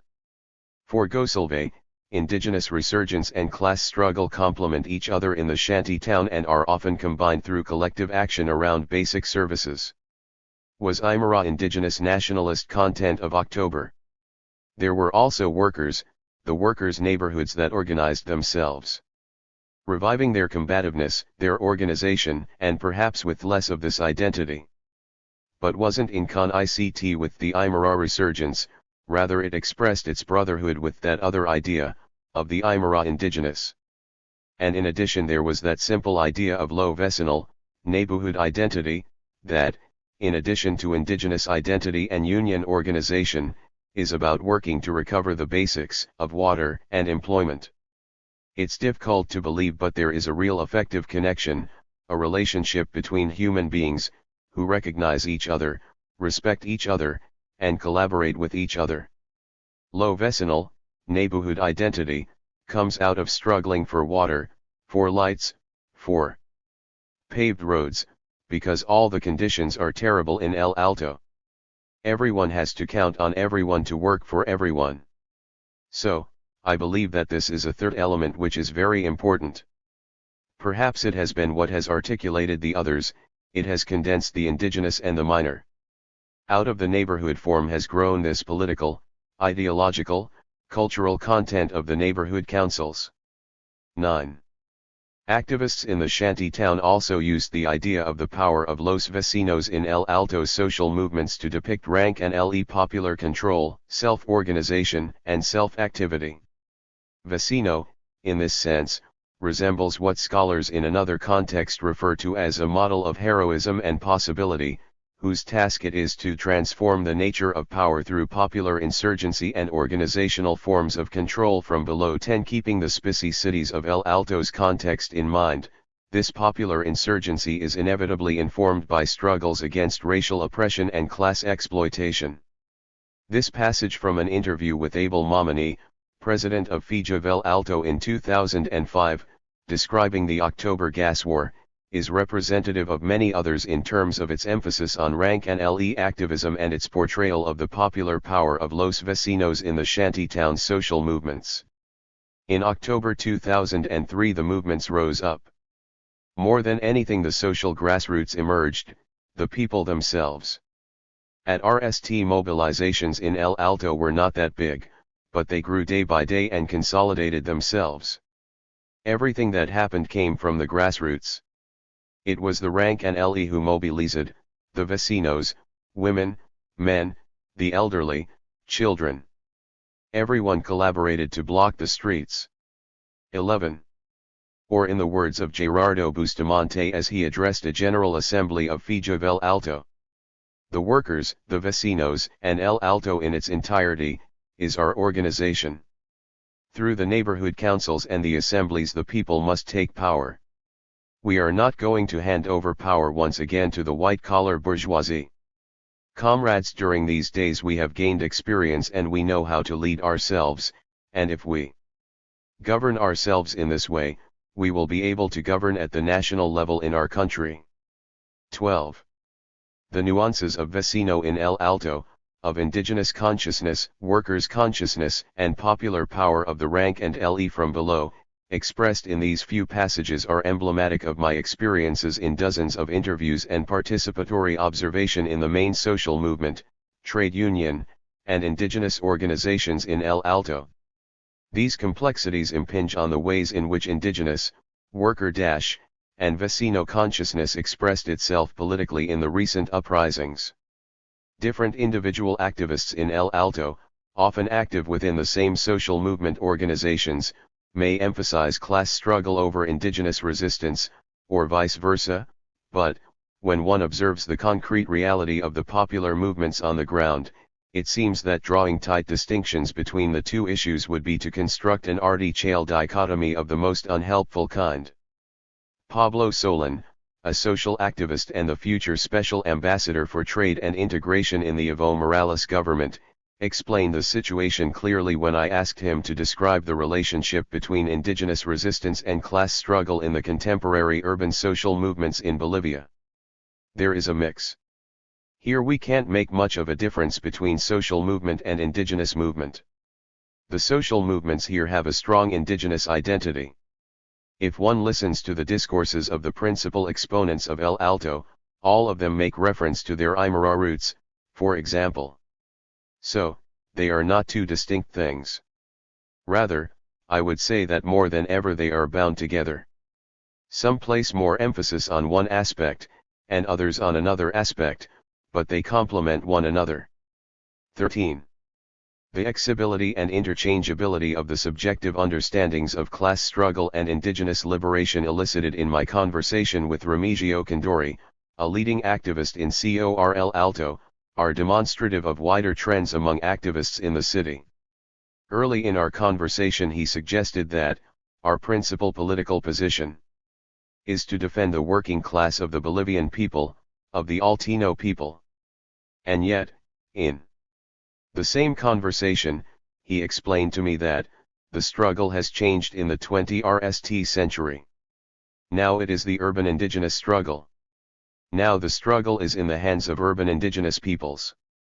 14. Rather than a contradiction, however, the multiple interviews I conducted in conjunction with extensive participatory observation over 10 months in El Alto, suggest to me that urban indigenous peoples referred to by Condori, are one and the same as the working class of the Altino people. At times, certain sides of this consciousness are emphasized, but, in the collective struggle as a whole in El Alto, indigenous liberation politics and class struggle are almost invariably occurring at the same time.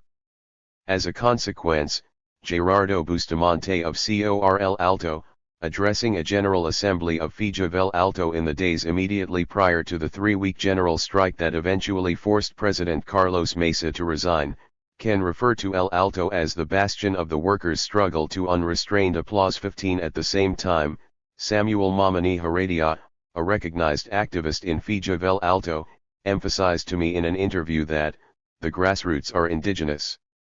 We are from the countryside. We came to El Alto, to La Paz, to the city, in search of a better life. Unfortunately, we didn't end a better life. Our people, as indigenous peoples, and the Altino city have never been more united. 16. Without consciously invoking Fausto Reynaga's 17 concept of two Bolivias composed of the indigenous majority on one side and the white mestizo elite on the other, Samuel suggested that, currently two Bolivias exist. Therefore the indigenous people and the Altino people are never going to share ideas and interests with the current rulers. 18. On the surface, Gerardo's and Samuel's political understanding of the origins and direction of the popular struggle seem quite different, but throughout the different layers of the social movements in El Alto these differences in inaction and tone, towards indigenous liberation or class struggle, are negotiated fluidly and smoothly, without hard disjunctures and disagreements. Rather, the struggles for both emancipatory projects are ultimately perceived as one common objective. The narrative of Henry Merida Gutierrez, raised in the mining camp of Caracoles in the western Altiplano and Secretary of Human Rights in El Alto, speaks to this commonality of resistance. The class struggle is joined together with indigenous resistance. It is the same indigenous people who are in the mines, who are everywhere. The class struggle is a constant struggle as long as there is hunger and misery. While there is an upper-class gentleman who eats a $10 breakfast, and another who doesn't eat breakfast at all, there will always be class struggle. 19 Henry's emphasis is on class struggle, but class struggle understood as inextricably intertwined with the struggle of the indigenous majority who he rightly sees as constituting the vast majority of the rural and urban working classes and peasantry. My conversations with Carlos Barrera of Fijovel Alto evoked a similar response. On the one hand, he told me that real politics is how to recognize the class struggle, the opposing poles, the bourgeoisie and the proletariat, the antagonism between rich and poor, in permanent struggle. And yet, he also recognized that the problem here in this country is obviously not only a social problem. Alongside the social problem there exists racial discrimination, the exclusion of one group. In October these tendencies existed, but they combined within the social struggles, the social problem, and the problem of exclusion, the racial problem. 20 Thus, when the urban Aymara Elizabeth Cuellar, an activist in Fijovel Alto, stresses class in her depiction of the central issues at stake in El Alto, one should not leap to the conclusion that she counterposes class struggle to indigenous liberation. The class struggle continues. The class struggle is the struggle of the proletarian class, the class with necessities, the class without work. The struggle of the Altino people, of the Bolivian people is that. 21 The same logic in reverse applies to the Fijovel Alto activist Cipriana Apazamamani's emphasis on Aymara resistance and to Bolivia's. Her focus on Aymara resistance should not be read as precluding class struggle. Aymara resistance is the people's resistance. We have to keep in mind. There are something like two worlds, one world where there is everything. And another world, where we are. We see this quite clearly. We are completely unrecognized. This is what we suffer. 22. 8.2 Popular cultures of resistance and opposition, revolutionary memories. Just as there is no sense in building strict dichotomies between indigenous and proletarian in El Alto, it becomes clear that a meaningful understanding of the ideologies at play in the streets during October 2003 and June 2005 will have to come to grips with the interpenetration of revolutionary Marxist and indigenous liberationist traditions in the multilayered social world of El Alto. The intricacies are perhaps nowhere better unraveled than in the following passage from an interview with Aymara activist Benicio Quispe, in which he explained to me the social content of the October 2003 rebellions. I think that it's very difficult to differentiate whether we're truly Marxist, or truly Indianista. What is clear is that here in Santiago Segundo, there are many relocated ex-miners. But these ex-miners have also not lost all of their cultural roots. That is to say, the miner, the proletariat, here has an indigenous color. There is no white proletariat. There is therefore something in common in that sense, so that the miner is also Aymara or Quechua. They experience a double exploitation, as much for their ethnic origin as for their position in the labor market. 23. In the urgent words of Fijovel Alto activist Brigida Gutierrez de Medina, the same blending and complexity is made clear. In the streets it was a total mix. There were Marxists and there were indigenous, too. There was everyone together because the people's blood was boiling. 24 Vital Koch captures some of this vitality in his descriptions of the spontaneously formed assemblies of 20 to 30 people in the neighborhoods of El Alto during the October Gas War, as the state intensified its repressive response to the popular insurgency. There were many small assemblies during the struggle. They would make decisions on how best to proceed. I participated and listened to people talk about reviving the memory of Catarismo. That memory came alive again. Tupac Katari rose up against the system in historical period because he didn't want to be a part of Bolivia, because this Bolivia is unjust. The Cataristas began to talk about two Bolivias, using the theory of Reinaga. Today there is so much inequality, in which the poor live one life, and the rich live a different life. The rich have luxury cars, live in luxurious neighborhoods. And so we talked a little bit about Marxism or socialism, because this provides a view of a life where there aren't people so well off, but where everything is equal. We need a social revolt, a government of the people, a government of the Aymara people. They say we need a social revolt, an insurrection. We began to talk about all of Marxism, Indigenism, a little bit of everything. 25. Koch's narrative elucidates the ways in which the period of intensi ed mass mobilization in El Alto heightened the politicization of rich ideas around borrowing from past struggles of Tupac Kateri in the late 18th century and the Catarista indigenous movement of the 1970s, and melding them with the Marxist and socialist theories of the 20th and 21st centuries in the unique social milieu of urban El Alto. As historian Brooke Larson writes, stories of Tupac Kateri's 6-month 1781 siege of La Paz still haunt the nightmares of its upper-class inhabitants. 26. She might have added that, on the other side of the racialized class divide, these same stories have inspired contemporary indigenous radicals in their urban repertoires of insurrection and rural road blockading for much of the current decade. Before Kateri was drawn and quartered for his role in the 1781 revolt, he warned the colonialists that he would return as millions, and the protagonists of recent rebellions see themselves as the embodiment of this return. My interviews in El Alto and La Paz provide additional evidence to reinforce claims made previously by scholars that indigenous traditions and memories of struggle dating back to the 18th century continue to reverberate in the contemporary struggles in El Alto and the rural countryside of the Altiplano. 27. The names of Tupac Kateri and Bartolina Sisa are invoked regularly in the social movement bases of Bolivian radicalism today, linking the emancipatory objectives of current battles with those of the distant past. Mercedes Condori Quispe Fija del Alto explained to me. These struggles have continued for 500 years, with different names and in different forms, because our people resisted, survived. They wanted to exterminate us, but they couldn't do it. Still today we realize that we outnumber them. That is to say, there are few who have enough to eat, and we are many who are dying of hunger. Those without enough to eat have resisted for years and years. On the day Tupac Kateri was drawn and quartered, he said, "I will die, but millions are going to return behind me," and they returned. Now, we are millions. We have kicked out a government. We have returned and we are well organized. 28. What comes to the fore in this passage is the deep interpenetration of race and class, even when the collective memory being used is explicitly associated with anti-colonial indigenous heroes and rebellions. Mercedes clearly considers the indigenous majority, which has survived and resisted against all odds for 100 years, as equivalent to those who do not have enough to eat.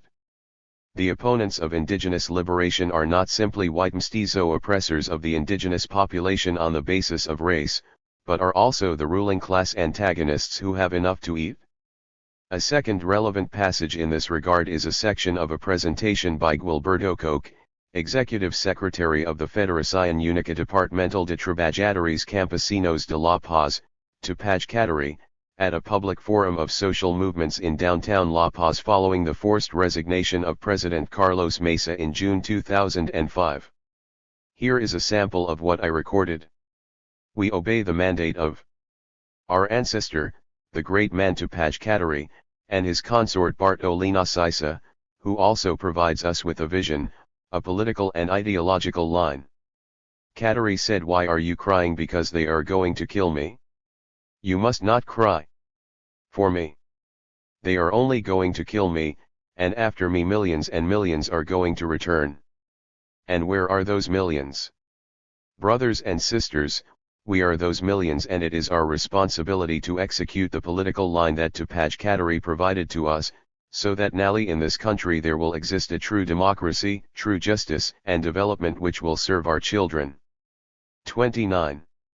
Evidence of the transmission of these collective indigenous memories of resistance in the key sectors of social movement protagonism, both rural and urban, is abundant in the early 20th century.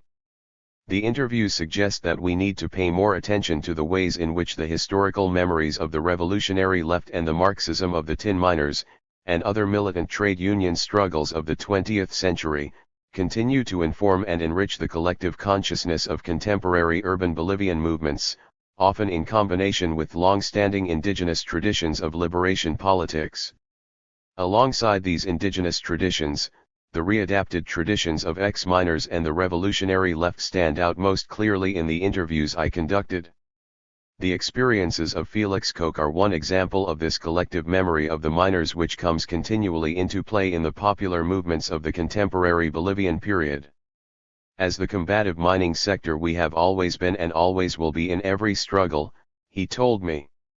During the period of neoliberalism, Felix said, we know that they tried to destroy us, the miners, but we are continuing to struggle once again. I think that, in reality, we are struggling with even greater strength. In spite of all these handicaps that we have acquired, we continue on our feet. I asked Felix what his personal experience was during the October 2003 gas war. We are children of mining workers. We were born in the mines. I think that maybe it was like reliving this experience once again, because we were living in 1965 when Barrientos likewise massacred us in the mines. October was another experience like this for us. We saw that still today the miners continue on their feet. We are not going to surrender as easily as they thought. October was one more experience in my life. I have always been in this constant struggle for better days, for better salaries, and above all for the mining sector. 30. It should be emphasized, moreover, that the legacies of the revolutionary left in the political circles of contemporary Bolivian radicalism are not restricted in their unions to the organized trade union movement. They have also left an indelible imprint on many of the leading individuals in the indigenous movements and the collective consciousness of indigenous organizations in contemporary Bolivia. This ending corresponds closely to historian Greg Grandin's interpretation of 20th century history in Guatemala and elsewhere in Latin America. Grandin points out that many scholars, in celebrating the focus of new social movements on culture, community, sexual, and gender identities and interests and for moving away from class analysis, sometimes lose perspective both on the continuing relevance of class and the continuities between old movements of the left and new identity-based movements. Despite their inability to incorporate culture and race into their analyses and visions of progress, Grandin contends, left political parties and labor organizations in Bolivia, El Salvador, Guatemala, Chile, and Peru, for some examples, drew significant support from rural, often indigenous communities. 31 And in the current context of many of these same countries, movements led by Native Americans are the most forceful agents of the kind of democratic socialism that was advanced by the old left. 32 We have seen in an earlier chapter that figures in the re-emergence of indigenous radicalism, such as Felipe Quispe, were intimately informed by revolutionary Marxist ideas and unions through their contact with organized Marxist revolutionaries and political groupings. Rather than an isolated case, Quispe's story is reactive of a common experience. To clarify this point further, we can pause to re-ECT on the political trajectory of Felix Patsy, recognized by many as a leading theorist of indigenous liberation and an activist intellectual in the political circles of El Alto. 30 Koch 2005a. 31 Grandin 2005, pages 192-3. 32 Grandin 2005, p. 193. Grandin points out, for example, that in Guatemala the contemporary Maya movement is populated with leaders who began their politicization in the guerrilla organizations of the 1960s and 1970s. He argues that, more than just a direct connection, many of the identities that drive today's social movements were shaped in the crucible of old left politics. Combined Oppositional Consciousness 273. I became politically active at the end of high school in a left-wing movement here in Bolivia. We called ourselves the Movimiento de Unión Popular Socialista. It was more of a movement dedicated fundamentally to reacting theoretically about Marxism and beginning analysis than it was a party. I was educated in this way. However, since that time I have moved a long way, even though I have not become an Indigenista or Indianista either, rather, I took all of the elements of the economic and political structure of the Aboriginal peoples in order to propose a social model, starting with that society, without denying modernity. That, Bri characterizes my political formation. 33. 8.3 Revolutionary Memory and Family Traditions of Resistance. ANAL point to make in our reactions on the role of revolutionary memories in forging combined oppositional consciousness is the way in which Bolivian families sometimes acted as conduits for the transmission of radical ideologies and practices over generations. In her study of women's participation in guerrilla movements in Nicaragua, El Salvador, Chiapas, and Cuba, Karen Kampworth called this phenomenon, Family Traditions of Resistance. 34 Kampworth explains how women were set on the path toward revolutionary activism by an early childhood experience of resistance to authority.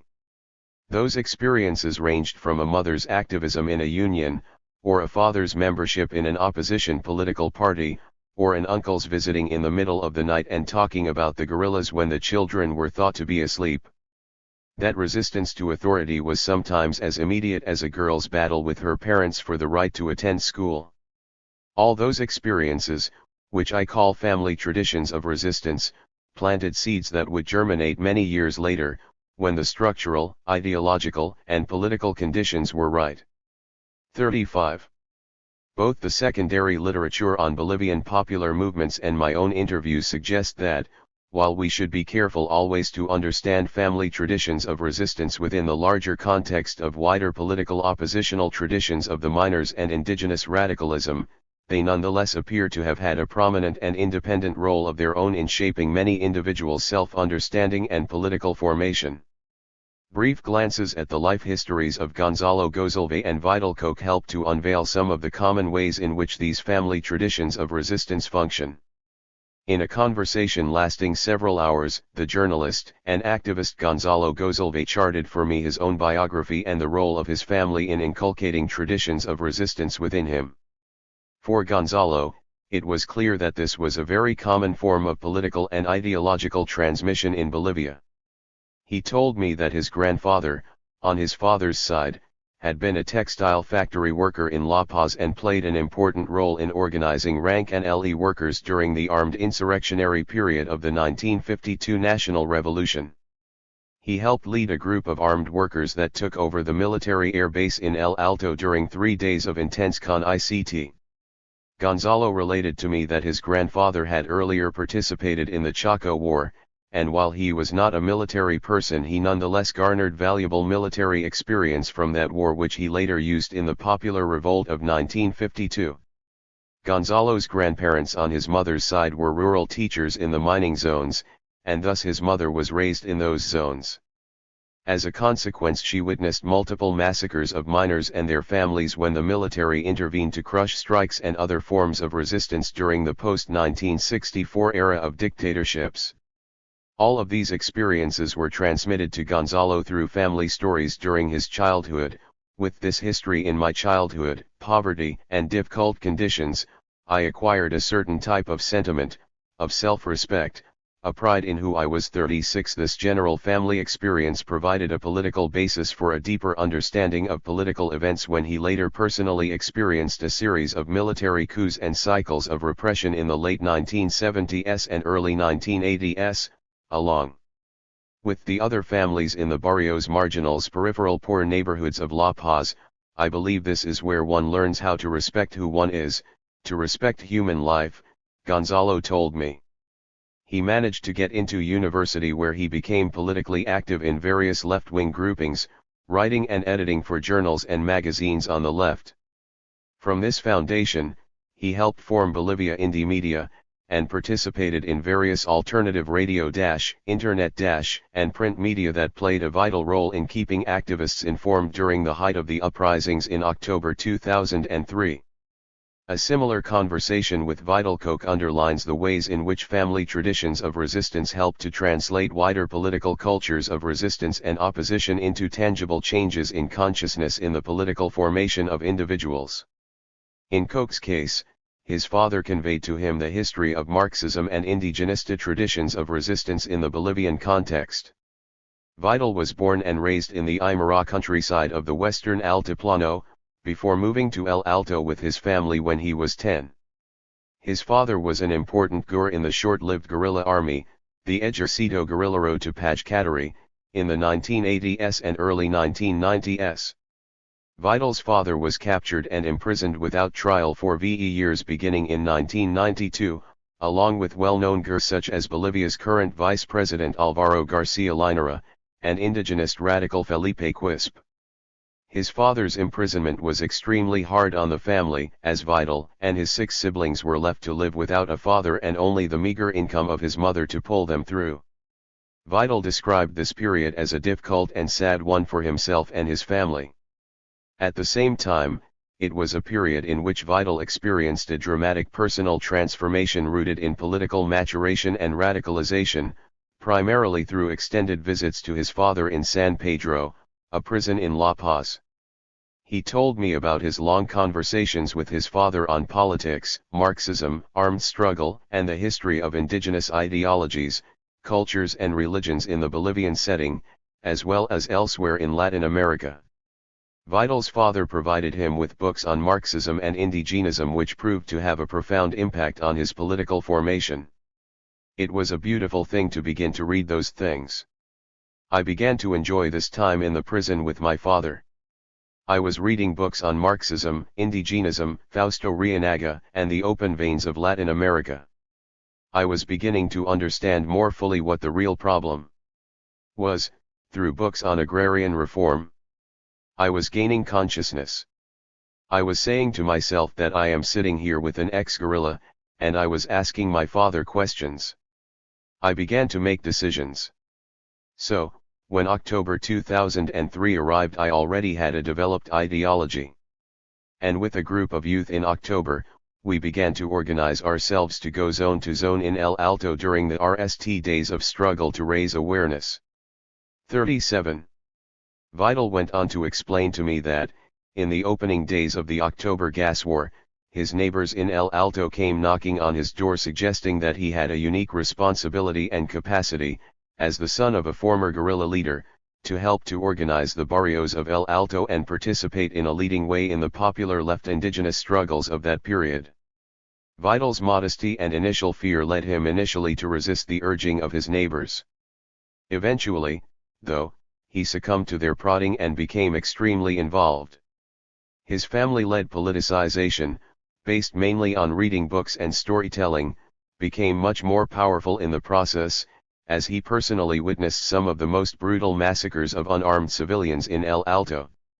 This was the sort of practical, deeply experiential learning that occurs through participation in massive social upheavals. 38 The experience of participating in the developing forms of popular power from below reinforced his political vision of the necessity of transformative change in Bolivia through mass-based struggle and resistance. At the time of our interview in 2005, Vidal, at 20 years old, was the author of a widely circulated pamphlet on the history and future of Aymara popular struggle in western Bolivia. He was deeply respected as an important component of the youth contingent of activist leaders in the movement. 8.4 Anti-imperialism, Structures of Domination and Exploitation. In the popular movements of El Alto and La Paz, combined oppositional consciousness included a multifaceted anti-imperialism. The critique of imperialism was wide-ranging, and identity at transnational corporations, the US state, and international financial institutions such as the World Bank and International Monetary Fund as the key protagonists of the imperial assault on Bolivia during the neoliberal period. Some interviewees, and, in particular, current and former miners, linked their analysis of imperialism with a critique of capitalism as a system, identifying con-ICT between the domestic bourgeoisie, transnational capital, and imperialism, on the one hand, and the largely indigenous popular classes, on the other, as the key fulcrum of contention in contemporary Bolivian society. Other activists linked their anti-imperialism more decisively to racial domination. Some specifically identified the way in which capitalism is racialized in Bolivia, rooting itself in the exploitation of the indigenous majority. Ricardo Yajera Flores, a member of the executive committee of the Federación Sindical de Trabajadores Mineros de Bolivia, began his reactions on neoliberalism in a typical fashion. In 1985, with Supreme Decree 21060, a massive number of workers were read in this country. Everything was given away to the transnationals, all the state enterprises of this country. 39 Miguel Zubaydah, General Secretary of the FSTMB, perceived the years of neoliberal restructuring as devastating for the popular economy, initiating as it did the privatization of natural resources. Zubaydah goes further, however, identifying how the neoliberal project was, in many respects, an expression of an intentional ruling class strategy to fragment and weaken the popular sector infrastructures of class struggle. In 1985 a politics designed by imperialists began. The famous Decree 21060 initiated a politics of depredation. Our natural resources were transferred from state-owned enterprises to private transnational corporations. However, it didn't stop there. It also initiated a wave of anti-union, anti-working class actions that led to the weakening of union organizations, and, principally, the COB and its spinal column, the FSTMB. Roughly 30,000 miners were read and relocated in the cities, mainly in El Alto, and thousands more had to take shelter in the cooperative mining sector. This fact signed a great depoliticization inside the masses and inside the workers' movement, a decline in ideology which allowed, in the long term, the passage of 20 years in which completely predatory policies were imposed. 40. Responding to my question regarding the motivations for the popular struggle to recover natural resource control from private hands in Bolivia, Mercedes Condori Quispe, of Fijavel Alto, pointed out what seemed to her self-evident and intolerable. We saw that it was the transnationals who were governing us. 41 Many objected to the nefarious networks linking the power of transnational corporations, the US state, and the Bolivian governments during the neoliberal era. For example, Edgar Ramos, an indigenous journalist and activist based in El Alto explained, in Bolivia large transnational business conglomerates have created a network of economic alliances with political sectors and subsidiary companies. These are the sectors that have supported various governments politically and economically. October 2003 was a rejection of managing the state in this way, through foreign oligopolies that have their representatives in this country. 42 The Fijavel Alto activist Juan Antonio Martela described the consequences of the sort of network that Ramos describes. The Bolivian people are tired of our leaders allying with the United States. They provide instructions from there. Some of our rulers pretend to be patriots, but if they were patriots they would defend Bolivia rather than defending transnational corporations. 43 A central component of the anti-imperialist politics in question was driven by opposition to transnational corporate control over natural resources in Bolivian territory, and, in many cases, territory seen as specifically indigenous. Guilberto Cocafutl described to a public forum in La Paz how the indigenous peasants of the Altiplano in the department of La Paz view the situation. We understand that we cannot have development in the countryside, we cannot have good education, or any education at all, so long as a few are robbing our money, and these few are transnational corporations who obey foreign capital and, more appropriately, imperialism. We have demanded the recovery of our strategic natural resources that are fundamental to the development of our country. 44. Jaime Solares of the COB saw the machinations of imperialism in Bolivia as being part of a larger dynamic of capitalism on a world scale, during a historical period in which the U.S. exercises massively asymmetrical power over other nations. Capital needs to make capital, and to continue with this objective the unipolar imperialist world has the thinking that, RST, it has to consolidate itself as the military police force of the world, threatening intervention everywhere. As always, imperialism has expressed itself through the American policy of imposing puppet governments that favor the empire and large corporations that run the natural world. This is a problem. The World Bank and the International Monetary Fund are natural institutional appendices of this international situation. We are acting against all of this. 45. The ways in which combined oppositional consciousness identity structures of domination and exploitation often moved through imperialism to arrive at a critique of capitalism itself.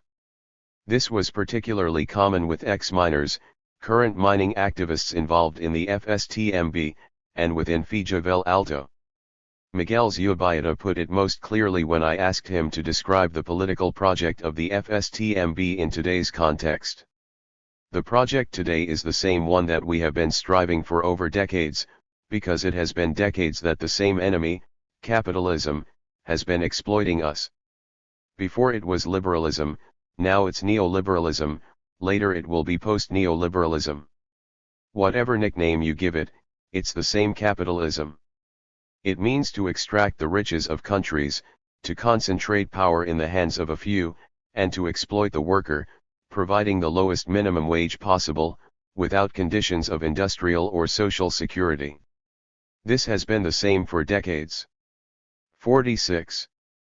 Julio Pabon Chavez, Secretary of Economic Development in Fijovel Alto and a former factory worker in La Paz who migrated to El Alto, also conveyed a distinctly Marxist analysis of the permanent class struggle between the proletariat and the bourgeoisie within Bolivian capitalism. We no longer want to submit ourselves to the levels of abuse that we have suffered. The bourgeoisie has always dominated the impoverished classes, those who have nothing are those who have been most abused. We have had to sacrifice ourselves in order to survive. On the other hand, those who have so much, the large capitalists, they constantly suck more out of us, make us work, make us bend over backwards just to survive, and then they take the pro-TS. 47. The words of Social Security Secretary of the COB, Jorge Solares Barrientos, are perhaps the most eloquent summary of the multifaceted anti-imperialism I have been describing. Here is how Solares Barrientos encapsulates the systemic critique. Since 1985, a politics of neoliberalism, of the free market, was established. The state shrunk in terms of its share in the economy, and in relation to the share of private corporations, maybe with the idea that these private corporations were going to provide solutions for workers and human beings. It was going to generate jobs, development, industries, etc. But it didn't turn out like that. Just the opposite, neoliberal policies failed in our country because since 1985 we gave away our strategic enterprises to private corporations. There is more unemployment, hunger, poverty, prostitution, delinquency, and many of the Bolivian industries have been shut down. The politics of neoliberalism is the giving away of our natural resources, our highways, our communications, our mining industry, our oil, etc. in a way that favored, and continues to favor, transnationals rather than Bolivians. This government and the governments in the past followed this politics through instructions from international organizations, and American imperialism. But the model failed, not only in Bolivia but in Latin America as a whole. We see social organizations in Ecuador, Argentina, and Venezuela have been resisting as well, bidding to improve their living conditions. 48. A common thematic running throughout the interviews was a critique of the privatization of natural resources and hydrocarbons and water in particular. This critique seems to have synthesized various elements of combined oppositional consciousness, indigenous and class awareness, popular cultures of resistance, revolutionary memories of past struggles, and anti-imperialism, into a coherent focus. Alvaro Garcia Linera nicely articulates the centrality of decommodifying water in forging left indigenous movements in the early 20th century. He begins his recollection with a description of processes of privatization within the general ideological and political context of the neoliberal period. The theme of water has been a detonating theme of social mobilization. In the 1980s and 1990s Bolivia suffered processes of privatization of public resources. In the middle of a crisis of left thought, the co-optation of indigenous leaders by the state, and a hunger for modernization, privatization, and the way of the free market. There was a cultural and ideological hegemony in Bolivia, of liberalization and modernization. 49. For Garcia Linera, sewers started to appear in the neoliberal EDICE as it became clearer to the bulk of the population just how few of the many grand promises made by various governments since 1985 had come to fruition. He describes the slow proliferation of ill will toward the neoliberal model during the late 1990s. The move to privatize water in Cochabamba proved to be the spark that ignited this general discontent into a prolonged cycle of left indigenous revolt. The detonator of the mobilization that would convert this malaise into collective action was when the state wanted to begin privatizing non-state public resources such as water. Water in the Bolivian countryside is a non-state public resource, with systems of traditional administration going back 700, 800, 900 years. The water from the rivers, lakes, and summits are regulated by very complicated communal systems.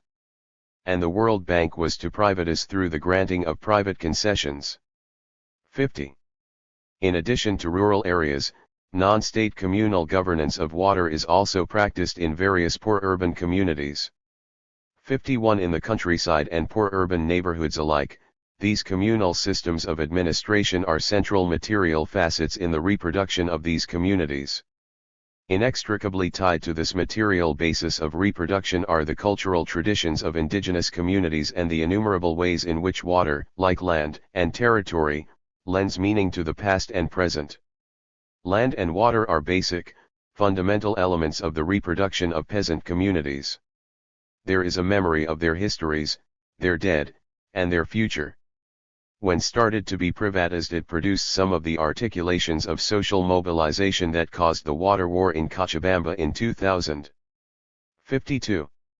Garcia Linera's narrative also re-echoes clearly the way in which race and class were conjoined in popular struggles rooted in the sinews of everyday necessities. The defense of the communal nature of water, and everyone's basic human right to it, facilitated the construction of alliances between various sectors of the rural and urban working classes and oppressed indigenous majority. Water played a role in articulating indigenous and peasant rural forces, and forces from the urban periphery, and also the urban center in the case of Cochabamba. To defend this resource became a unifying, mobilizing, and politicizing factor in local structures of daily life. Extending the political horizons of society to indigenous, popular, and urban. 53. The mobilizations against the privatization of water in Cochabamba were repeated on a smaller scale in January 2005 in the city of El Alto. The latter CON-ICT saw the urban indigenous working classes confront the private Consortium Aguas del Illimani, controlled by the French company Suez, which won a private concession to administer the local water supply in 1997. A basic grievance animating the protest was the fact that over 200,000 Altinos did not have access to potable water or sewage systems because, while living in El Alto, they lived outside the service area that Aguas del Illimani was willing to administer. Moreover, an additional 70,000 residents who lived within the parameters of the service area could not afford the connection fees and therefore were also prohibited from accessing the available services. 54. The collective GHT for this basic service was soon informed by a politics which challenged not simply the notion of access to water services, but the entire idea that water could ever be justly commodity could function as a means for pro-tea making, just another good to be bought and sold. Activists in El Alto emphasized how water is integral to life itself. The movement against its privatization was linked again to indigenous traditions of communal governance of water, to the struggle to reassert social control over all natural resources in Bolivia, and, nally, to the more generalist demand to end the domination by transnational corporations of more and more basic elements of social life through processes of accelerated commodification under neoliberal capitalism. Activists repeatedly reminded me of the importance of water as a basic human right, and its centrality to the wider range of left indigenous mobilization in 2005. 55. Henry Merida Gutierrez, Secretary of Human Rights of the Central Obrera Regional de El Alto, described the GHT to reverse the commodity-cation of water and other natural resources as a national priority. 56 Samuel Mamani Heredia, on the Executive Committee of FIJA of El Alto, stressed the ways in which the popular mobilization for access to potable water and sewage systems in El Alto was connected to resistance against the exploitation of Bolivian natural resources by transnational corporations. 57 His sentiments were echoed by another FIJA of El Alto activist, Cipriana Apaza Mamani. How long must we suffer? Must we be dominated by transnationals? 58 Likewise, the Vice President of one of El Alto's neighborhood councils, Alfredo Yajera Fernandez, pointed out that underlying the popular indignation of the movement against privatized water in El Alto was the essential and lamentable fact that transnationals continue to exploit our natural resources while so many Bolivians are left without the essential services necessary for a dignified life. 59 Some interviewees also argued that the battle for social control of water in El Alto was emblematic of indigenous relations with all natural resources. Benicio Quispe Gutierrez, an Aymara intellectual and activist living in El Alto, explained. In the Aymara culture, water is life. It cannot enter our minds that one could use it commercially. The collective use of water is pitted against the project to privatize water. Water is life and cannot be privatized. They cannot privatize water, llamas, sheep, cows, and trees. We need them all. 60. Journalist and activist Luis A. Gomez complements this view when he discusses the way in which the many indigenous peasant activists he has interviewed in the rural provinces of La Paz understand the Pachamama, or Mother Earth, and by extension the way in which natural resources ought to be treated. The Pachamama is the mother from which we come. It's what sustains us and everything around us. It is not a thing that we pour water on and then things grow out of. We work with her, and she gives back to us. That is the notion. The cosmovision of the universe begins from there. They say that it's clear that the Pachamama is beneath what we see, and everything that is above us, that is, everything that exists in our habitat. We don't live separately. Is the mother who gives to us, and you can't exploit her. The Pachamama punishes such exploitation. 61. Informed both by urban and rural indigenous and working-class traditions of communal self-governance of water systems, the struggle against the commodity-cation of water in El Alto was an essential component of a rising consciousness among the popular classes and oppressed indigenous peoples of the way in which capitalism dispossesses them of their collective rights and social wealth. Through their organized resistance they began to imagine what it would be like to reassert communal control over natural resources. I think that since the water war a change occurred, a change that was later consolidated in the October gas war. A feeling emerged that we are the owners of something. Capitalism exists as a system in places where the people don't feel like they are the owners of anything, and above all that they are the owners of the general social wealth. This changed in October. The people began to feel like they were owners of a few things, their dignity and the relationships between people, and they even began dreaming of being owners of the natural resources. 62. If the celebrated inauguration of Bolivia's most recent insurrectionary cycle was the Cochabamba Water War, the gas wars of October 2003 and May-June 2005 were its apogee.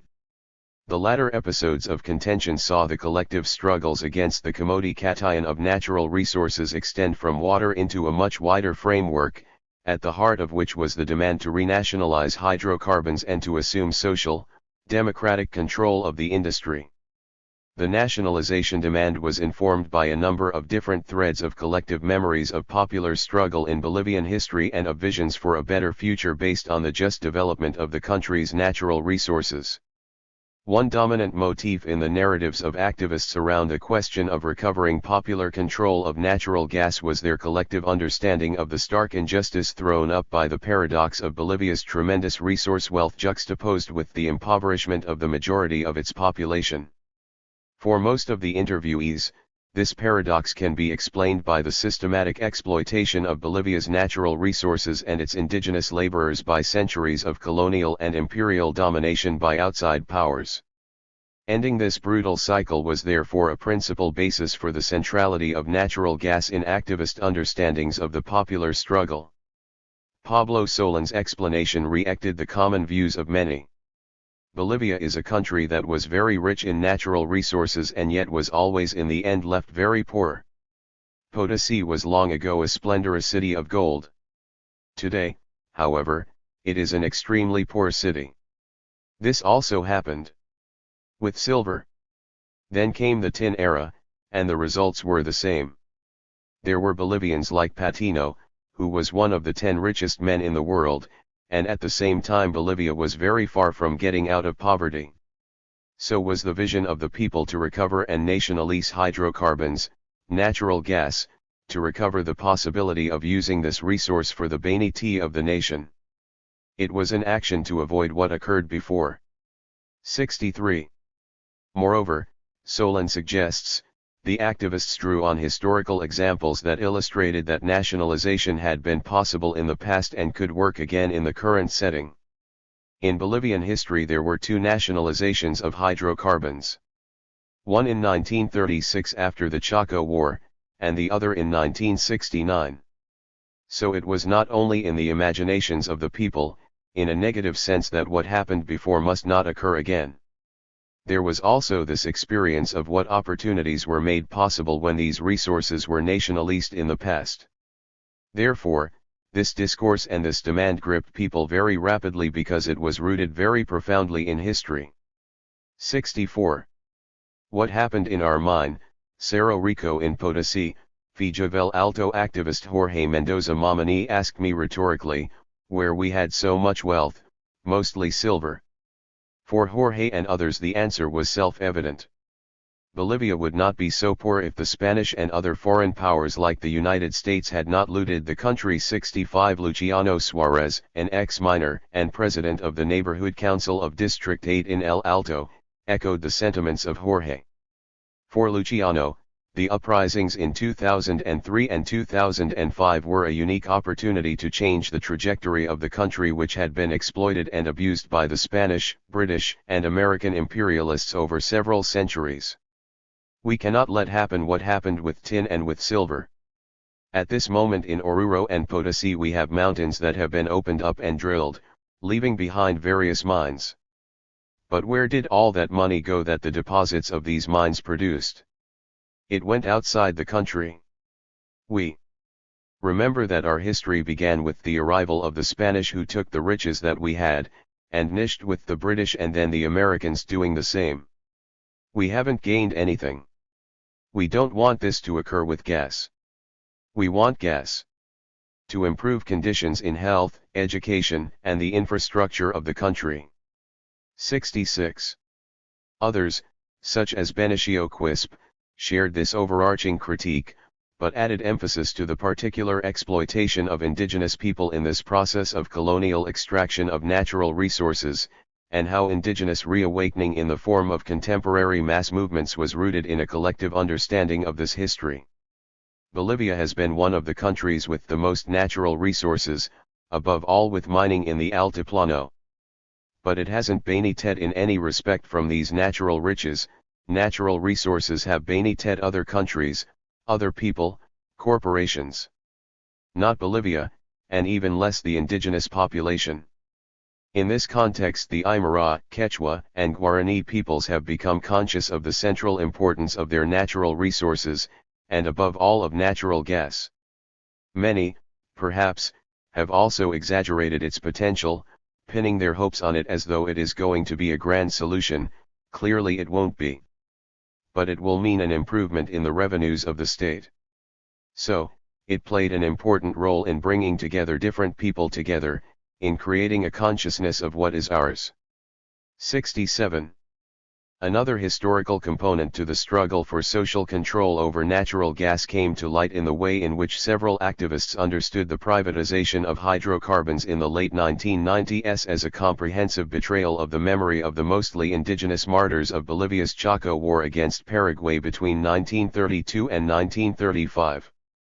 So, for example, according to Fijavel Alto activist Mercedes Condori Quispe, in October 2003, when the people saw that their brothers were asking for something that had been asked for many years ago, by our grandparents during the Chaco War, to protect our hydrocarbons, the people once again responded to this demand. 68 Garcia Linera helps to situate this collective memory in more detail. Hydrocarbons articulated. The historical memory of the Indians who died in the Chaco War defending the petroleum that was supposedly in Tarija. 50,000 people died in this war, and at that time we had a country of about 1.5 or 2 million people. 50,000 is a lot of people. A lot. And the majority of the dead were Indians. They died for petroleum, that turned out not to be there, but they went to die. And there's not a peasant family in El Alto or the Altiplano that doesn't have a dead or mutilated grandfather, or a survivor of the Chaco War. This is important, very important. One starts to see the stories of contemporary adolescents who weren't in the Chaco War but who remember that their father went, that their grandfather went. 69.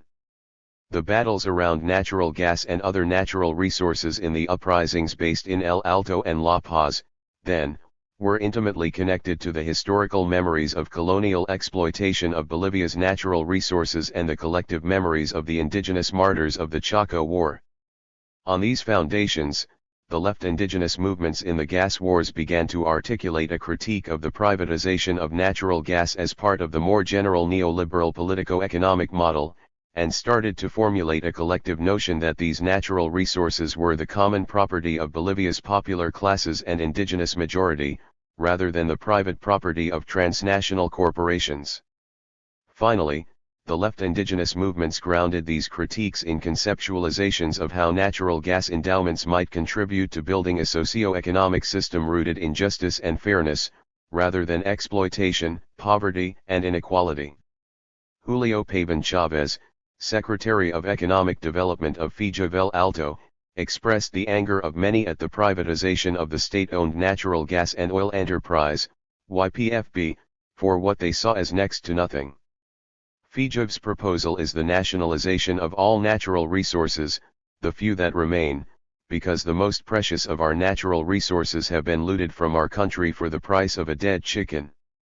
Natural gas is the last resource that remains.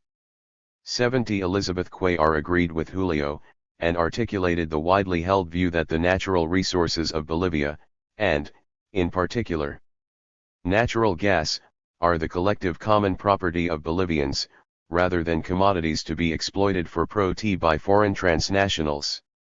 Everyone knows that our country has this wealth, and is giving away our natural resources to foreigners. This is why we have to rise up, to reclaim our gas. It is the last resource that we have, because they have exploited almost everything. Mining has been entirely exploited. Our last resource is natural gas, and so we have had to rise up. 71. Emblematic of many people's expectations relating to the nationalization of natural gas, Remigio Condori, an activist in CORL Alto, argued that the increases in state revenue could be reinvested in social areas like education and health to the collective benefit of all, nationalize gas so that the revenue can be used to help the sectors of society most in need, with education and health, so that the revenue can be reinvested to boost the economy. 72 Battles for the decommodification of these resources help to congeal working class and indigenous identities in common fronts with shared objectives and visions of change. 8.6 Freedom Dreams. Taking seriously the notion that the best social movements can enable us to imagine a new society, I asked activists in the popular movements of the Bolivian indigenous left what kind of future they were struggling for, what kind of Bolivia they hoped to construct through their mass mobilization. 73 What their responses made clear to me was that at the height of popular contention in 2003 and 2005, left indigenous emancipatory visions increasingly acquired a revolutionary character. These freedom dreams constitute the last element of combined oppositional consciousness. In my view, the passages below point to a widely held collective imagination of a future of socialism and indigenous liberation. In their freedom dreams, activists tended to think of these broad projects with reference to different elements of emancipation, from the reigning social relations of domination, oppression, and exploitation. One way to conceptualize their responses is to categorize them along four thematic axes that arose most frequently in the interviews. 8.6.1 A future of equality without social classes. What was most striking in the freedom dreams of activists was their common emphasis on the necessity of building a more egalitarian society, free of poverty and class exploitation. Denightly, what we want is equality in our country, Fijavel Alto activist Rafael Mamani explained to me. In the current situation, what happens is that the rich get richer while the poor get poorer each year. Poverty increases in our country and the rich double and triple their wealth every year. 74 Similarly, this is how Carlos Rojas, another Fijav activist, imagined liberation. The people must be liberated from so much oppression that has existed for so long. Liberation will be when in some manner there is no more social discrimination, and when there is not a situation where a few have wealth and others have nothing. I believe that equality, an equal distribution of wealth, can solve this fundamental problem. 75. Rodolfo Mansilla, sitting under a picture of Che, also spoke to me of the issue of equality when he was describing the vision of the popular struggle in El Alto. Che sought equality between classes, that everyone should have food, and today we as leaders see that there needs to be this kind of equality between classes, and that everyone can eat, have the right to a place to live. None of these things exist in this country. The poorest do not have any rights. 76. The Secretary of Housing for FSTMB, Felix Koch, also an ex-miner and 20-year resident of El Alto, was representative of the great majority of interviewees when he described the injustice of inequality based on social class in the current Bolivian context. There should be equality of social classes. There shouldn't be some who have more and others who have less, because everyone has capacity. As the poor, we have always been marginalized, and I believe that through struggle we are going to continue forward. I think that in the not too distant future the mine workers, the factory workers, the popular sectors, we are going to arrive in government. 77.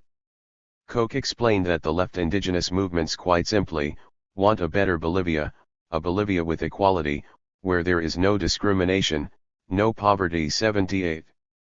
8.6.2 Indigenous Liberation, a future free of racism. When I asked Elizabeth Cuellar, an activist in Fijavel Alto, what sort of Bolivia she was gung for, she began her multidimensional response with an emphasis on eliminating discrimination of the indigenous majority, and then tied that issue to the imperial domination of transnational corporations and the necessity of popular sovereignty for Bolivia. For a better Bolivia, obviously. A Bolivia that is free of discrimination, free of these huge abusive transnationals that come here only to squeeze out Bolivian blood. A sovereign and free Bolivia, a Bolivia free of corruption for our children, so that we leave behind a better future for our children and grandchildren. 79. One of the most powerful expressions of revolutionary indigenous vision came from Guilberto Koch, the principal leader of the mostly Aymara peasants of the Department of La Paz in 2005. In his address to a public forum of social activists and trade unionists gathered at the public university in downtown La Paz in early July 2005, he stressed that indigenous liberation could only come through revolution, and that, moreover, this revolution would have to be based on unity with all the oppressed and exploited and extend regionally throughout Latin America, and, perhaps, even the world. In the countryside we understand that change is going to come, change understood as a revolution. We have waited for many years for change to come from the city to the countryside. But the only things from the city that have come to the countryside are coups d'états, deceit, lies, falsities, drink, alcoholism, and immorality. But it's not the fault of you here, it's the system's fault. It is the guilty party. Revolution is now coming from the countryside to the city. We are talking about what we call Latin America, and why not the whole world? Brothers and sisters, we must be united. We are speaking of a politics of unity, not one of hate and revanchism. We are not talking about settling things for ourselves, and forgetting about everyone else. No, brothers and sisters, Tanish, and excuse me if I'm getting emotional, I want to say that we have a responsibility to build the revolution, so that we can govern ourselves free of opportunists, Yankee imperialism, and imperialism that comes from wherever it might come. 80.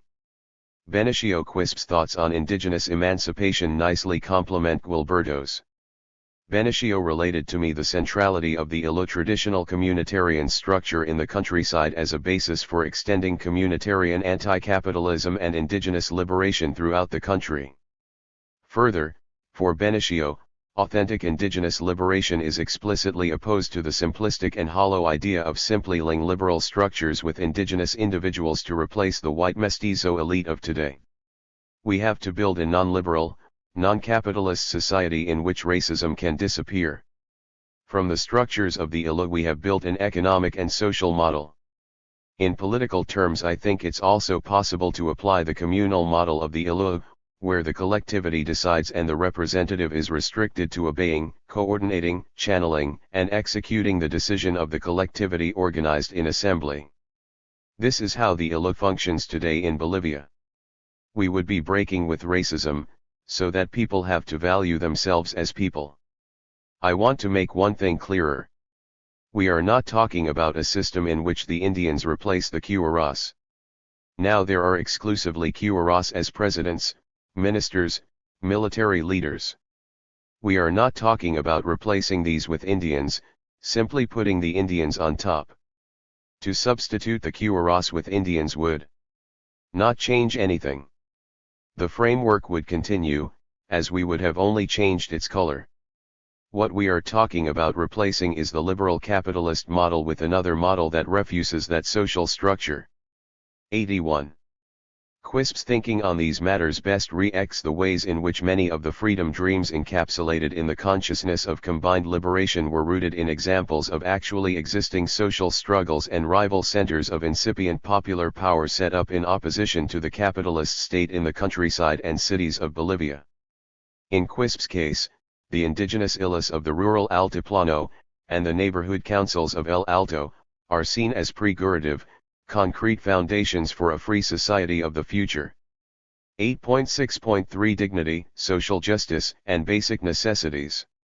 We are also human beings, German Momini told me, we want to live with dignity. 82 Part of that dignity, that so many interviewees demanded, was access to basic social services, essential human rights that all human beings deserve. We have to have our basic services, potable water and sewage systems. 83 Others included the right to employment, so that in the future our children will have employment, so that they don't have to beg. 84 In the of CES of Fijuv in central El Alto, 1. Anotnio Martela encouraged me to travel through the various neighborhoods of El Alto, and particularly into the poorest most marginal sectors of the shanty town's periphery.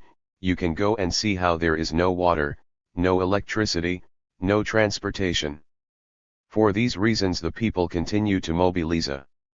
85 Nestor Salinas, an activist whose brother was killed by state forces in the October 2003 uprising, said that in Bolivia the movements are struggling so that, at a minimum will have bread to eat each day, water to drink, at a minimum, they will have electricity. We have to help these people grow so that these people will have what they need. That is the social power I am talking about. 86 Alicia Clore of Fijuv El Alto articulated most clearly the multiple aspects of dignity, social justice, and basic necessities that so many Altinos stressed to me were at the center of popular struggle and their visions of a better future. We are struggling for change, a just life, with work, sources of employment, health care, education, housing, where we will be able to lead a calm life, where we will have some income. It will not be something miraculous. At a minimum, we want to limit the hunger of our children, so that we will no longer be able to see hunger, no beggars in the street. We want, at a minimum, a life with dignity, because the political constitution of the state says we have the right to one, no. The right to education and housing. But they are not fulfilling these rights. We want a calm and dignified life with work, where our children can study, where they will be able to work, and be able to live with dignity. 87. What most infuriated activists like Raphael Mamani was the crassness of right-wing politicians and the mainstream newspapers when they repeatedly referred to protesters as irrational. For Raphael, it was dumbfounding that elites could fail to recognize the obvious absence of basic services for the poor in Bolivia and the right of the poor to collectively demand those basic necessities and a dignified life. Many people say that we're supposedly crazy, that we have been possessed, that we must be getting paid. We're not crazy or possessed, it's simply that poor people have needs. A deputy does not have needs. His family is made up of business people. But poor people who are in the streets live by the day and sometimes don't have bread to bring home. Some have only 5 or 10 Boliviano. Imagine that people are trying to live off this. It's extremely painful, we feel it in our hearts, the way these wealthy men have taken advantage of our country and our people. 88. Carlos Rojas shared Rafael's disbelief in the face of a society that treats animals better than the indigenous majority. In light of this, Rojas argued, there is a need for a Bolivia where, at least, there is bread, employment, where everyone has a roof over their heads. We want to build this Bolivia. We don't want a Bolivia where a few in the oligarchy live well, eat well, enjoy life, have mansions. So that even their dogs eat better than us. We don't want that Bolivia. 89. 8.6.4 Socialist and Indigenous Liberationist Democracy. In October the people called for the funeral of imperialism, the burial of the capitalist system. Remigio Condori suggested to me, the people of El Alto want to govern themselves. What does self-government look like? Our leaders will be our worker and indigenous brothers. Take power.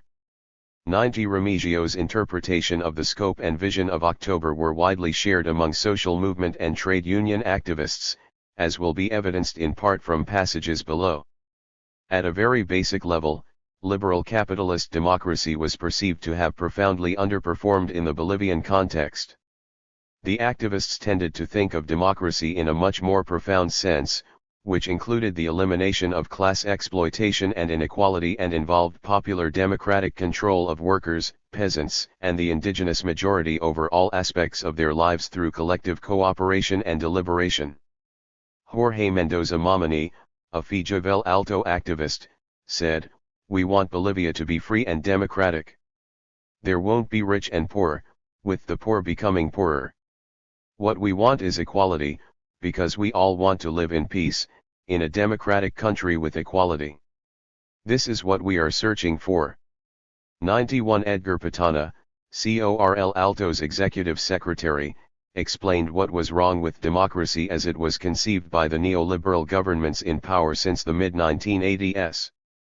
Bolivia is a poor country, and as a poor country we simply ask that our government expresses solidarity with the Bolivian population. Under dictatorial governments of the past in the RST instance we demanded democracy. Unfortunately, this democracy has not benefited in any way the Bolivian people. Now we are living with this corrupt democracy, in which a few families continue in power. There is super exploitation of work hours and terrible poverty here in the city of El Alto. We sincerely are not able to see how we are supposed to be able to survive here. We want better health care. There are no medical centers, only a third-rate hospital. In the city of El Alto there is nothing. Therefore we want better salaries, health care, and education. 92. On this view, health care, education, equality, and living salaries are not separate from democracy, but rather integral to its authenticity. For many of the activists I spoke to, authentic democracy and indigenous liberation were seen as incompatible with capitalism. This is evident in the following passage from Miguel Zubieta, for example, in which he argues that there will never be social peace and stability until the poor govern directly. Necessarily, for Zubieta, that will require the overthrow of capitalism. A system in which the poor govern our country. We don't want to see our children dying in the countryside because of the absence of medical attention, not attending schools because they have no money, fainting in classes because they haven't had sufficient food.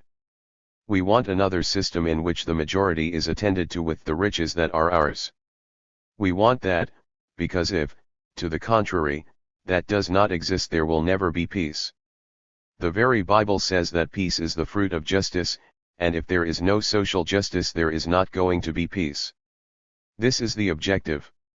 I believe that Christ also struggled for that, and I don't know if Christ was a communist, but he also talked of these things.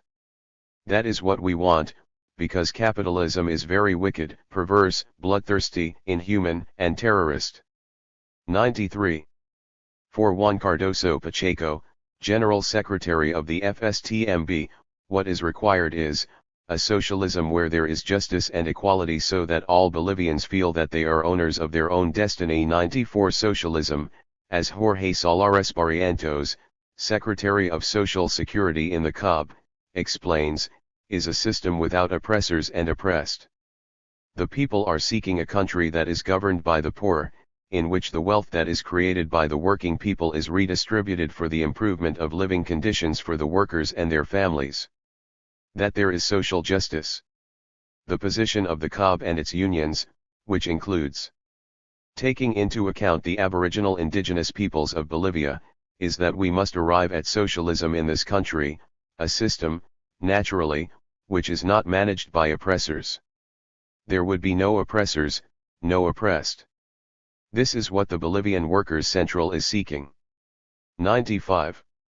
The idea that socialism was the only possible way out of the morass of injustices extended, in some cases, well into mainstream institutions of El Alto, such as the OVCE of the Human Rights Ombudsman. One high-ranking employee told me the following.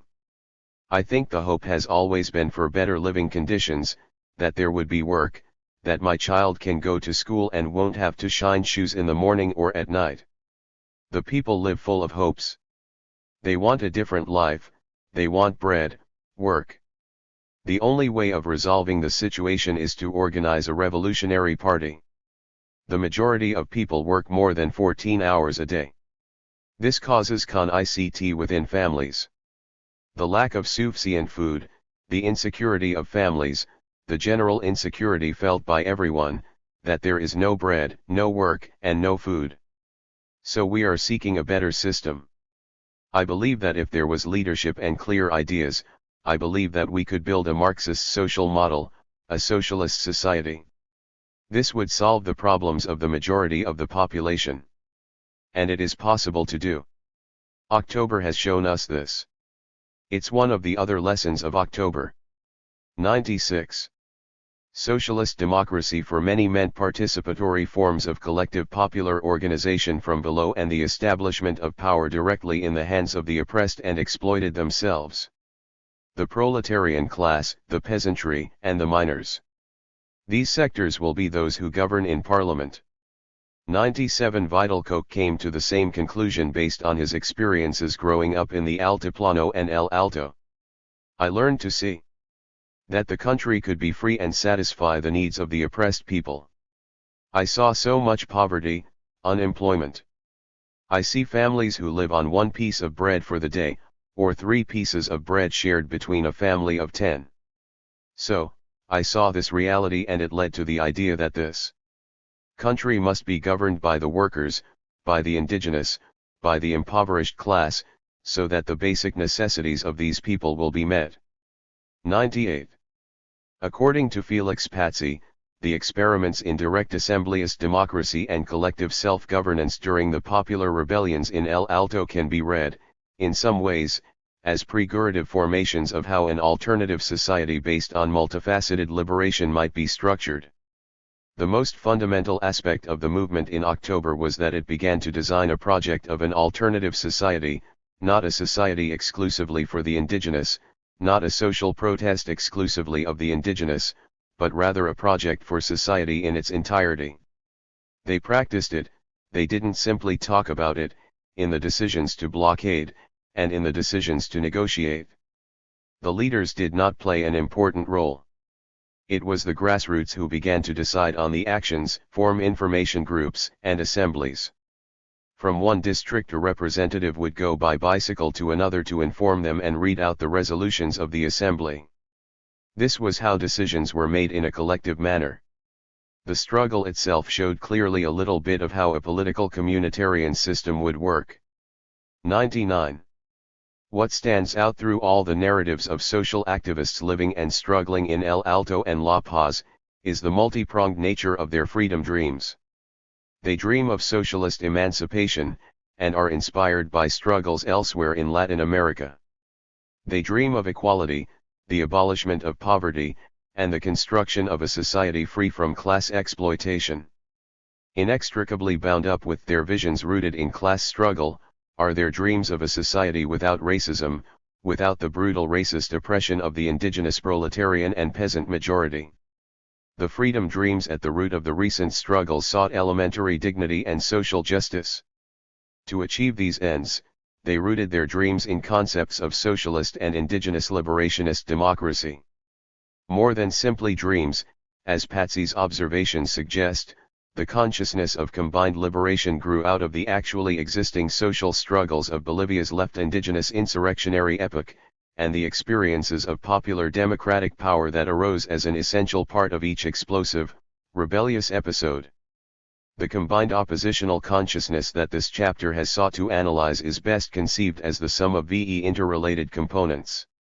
First, the activists of the principal social movement organizations and trade unions, the infrastructure of class struggle, in El Alto and La Paz showed a remarkably mixed consciousness regarding indigenous and class identities.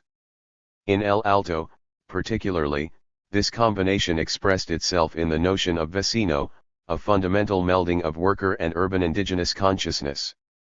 Linked to this notion, too, was the central importance of popular power as expressed through the rank and LE activists of El Alto during the gas war, the popular power of Los Vecinos. Throughout El Alto, La Paz, and the countryside of the western Altiplano, depicting race and class as social relations hermetically sealed off from one another would be profoundly misleading. In the daily activities of social life, and in the most intense moments of popular mobilization, indigenous and worker realities are inextricably tied to one another. Second, the popular cultures of resistance and opposition evident in the gas wars of 2003 and 2005 exhibit the profound interpenetration of revolutionary Marxist and indigenous liberationist traditions adapted and renovated to the novel contexts of the 20th century. Activists rely on the revolutionary memories of past rebellions, heroes, and traditions of insurrection, and frequently retain these memories through family traditions of resistance. Third, combined oppositional consciousness contains within it a multifaceted critique of imperialism. This opposition to structures of domination and resistance is frequently incorporated into resistance against capitalism as a system of exploitation, and racism as a system of oppression. Fourth, a nuanced and forceful opposition to the privatization of hydrocarbons and water provided a focus within combined oppositional consciousness for the expression of its other related elements. Fifth, and nally, combined oppositional consciousness was expressed in a forward-looking dimension through the elaborate freedom dreams of activists. These tended to turn on the thematic lines of equality, the end of poverty, and the abolition of social classes, a future free of racism, dignity, social justice, and basic necessities, and socialist and indigenous liberationist democracy. Chapter 9. Conclusion: Bolivia, Venezuela, and the Latin American left. The central thesis of this book is that the SPICC combination of elaborate infrastructures of class struggle and social movement unionism, historical traditions of indigenous and working class radicalism, combined oppositional consciousness, and but insufficient state repression, explain the depth, breadth, and radical character of recent left indigenous mobilizations in Bolivia. This argument runs against the main presuppositions of the prevailing liberal institutionalist understanding of contemporary indigenous social movements and political parties in Latin America, and stresses the importance of social class, political economy, and history in a way that calls into question some of the central concerns of new social movement, strategy-oriented, and neo-Marxist frameworks in social movement studies. The purpose of this concluding chapter is to revisit the limitations of extant social movement theories and liberal institutionalism, and to re-examine the core theoretical concepts that inform the alternative Marxist and indigenous liberationist analytical approach offered in the book, bringing to bear key aspects of the empirical evidence developed in chapters 2 to 8. From here, the chapter turns outward, situating developments in Bolivia in the context of the broader left turn in Latin American politics over the last decade and the global economic crisis that began in 2007.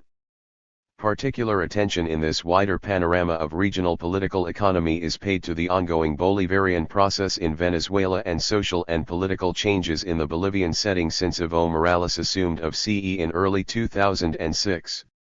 9.1 Social Movement Theory. Social movement theory in the advanced capitalist countries was principally divided in the 1970s and 1980s between European identity-oriented and American strategy-oriented traditions of research and analysis. The perspective of NSM theorists portrays Marxism as class reductionist and tends to emphasize culture, the social construction of meanings, new collective identities, the centrality of civil society against the state, and discontinuity between what are seen as new as opposed to old collective actors. NSM-analists see social movements around sexuality, ecology, ethnicity, the environment, and gender, as expressive collective action rather than instrumental struggle. Strategy-oriented theorists working in the United States in this period, on the other hand, highlighted the political character of social movements, conceptualizing them as strategic and instrumental conists over goods in the political market. Thinkers in this school do not see such an abrupt discontinuity between so-called new and old collective actors, and theorize social movements as simultaneously occupying the spheres of both the state and civil society. More recent developments in the strategy school place new emphasis on the multiple variables that constitute political opportunity structures in society. Over the course of the 1980s and 1990s, Latin American social movement studies was most heavily influenced by the NSM school, although as the transition from bureaucratic authoritarian to limited electoral regimes began to appear more secure in the mid-1990s across much of the region, the concept of political opportunity, central to the strategy theory, began to resonate more widely in social movement literature. Neo-Marxism also continued to be an important influence in some social movement theorizing about Latin America. This approach brings important attention to bear on the way changing economic relationships affect the emergence and shape of collective action in Latin America. In Neo-Marxism, as in the case of more classical Marxism, the emphasis is on history, political. 302 Chapter 9. Economy, Social Structure, and Con-ICT. At the same time, neo-Marxists have purged their analyses of any commitment to revolutionary socialism and increasingly conceptualize social class and the state in Weberian terms. Despite their different strengths, each of these schools of thought suffers from important weaknesses. NSM theory, in an exaggerated dismissal of Marxism and totalizing approaches more generally, tends to neglect social class, political economy, and history. In celebrating social movements' embrace of identities other than those rooted in class, NSM scholars sometimes neglect the ongoing relevance of class, and see major chasms everywhere between old class-based movements and new identity-based movements, whereas in reality the picture is far muddier, for both historical and current cases of collective action. The historical record in Latin America shows that many old class struggles for socialism were supported by the various non-class identity groups celebrated by NSM theorists, indigenous peoples, women, and others, while at the same time, today's identity groups are often at the center of popular class struggles against neoliberalism, as has been emphasized repeatedly in this book with regard to indigenous proletarians and peasants in modern Bolivia.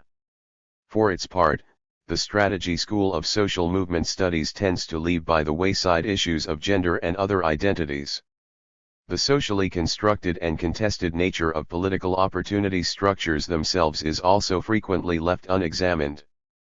Political change, such as democratization, and institutional processes, such as changes in the form and character of the apparatuses of the state, are relatively privileged in comparison to the school's very limited treatment of foundational changes in political economy and their effects on collective action.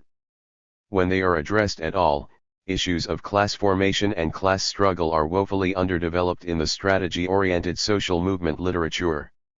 Neo-Marxism LLs several of the gaps in NSM and strategy analyses, but because it has abandoned any commitment to revolutionary anti-capitalism, and, indeed, is often ideologically opposed to revolutionary movements, the school frequently exaggerates the reformist character of Latin American social struggle, and consistently underestimates revolutionary opportunities, as well as revolutionary characteristics within many actually existing movements and oppositional ideologies.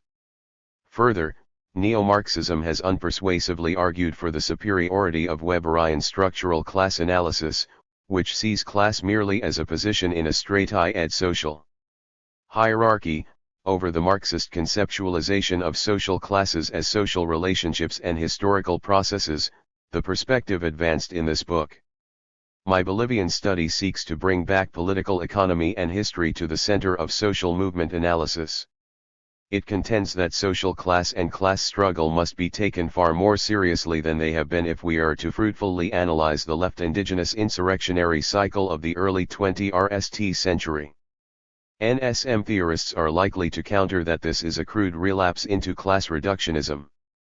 But the class perspective developed here consciously incorporates other social relations, most emphatically indigenous liberation struggles, into its analytical frame, and explicitly points to the ways in which historical materialism as a tradition has not always been class reductionist, and need not always be so in the future. In an effort to overcome the overaccumulation of variables symptomatic of the most recent strategy-oriented theorizing on political opportunity structures, with its all-encompassing sponge effect discussed in Chapter 1, I focus specifically on a small set of concepts crucial to my framework: working classes as historical formations, infrastructures of class struggle, social movement unionism, popular cultures of resistance and opposition, state repression, and combined oppositional consciousness. 9.2 Liberal institutionalism and Latin American indigenous struggles. As part of the third-wave democratization literature, a central normative and political motif of liberal institutionalist studies of identity politics in Latin America in the 1990s was the concern that the exclusion of indigenous communities from formal political life could intensify ethnic conflict and threaten the consolidation of fragile liberal democracies in the region.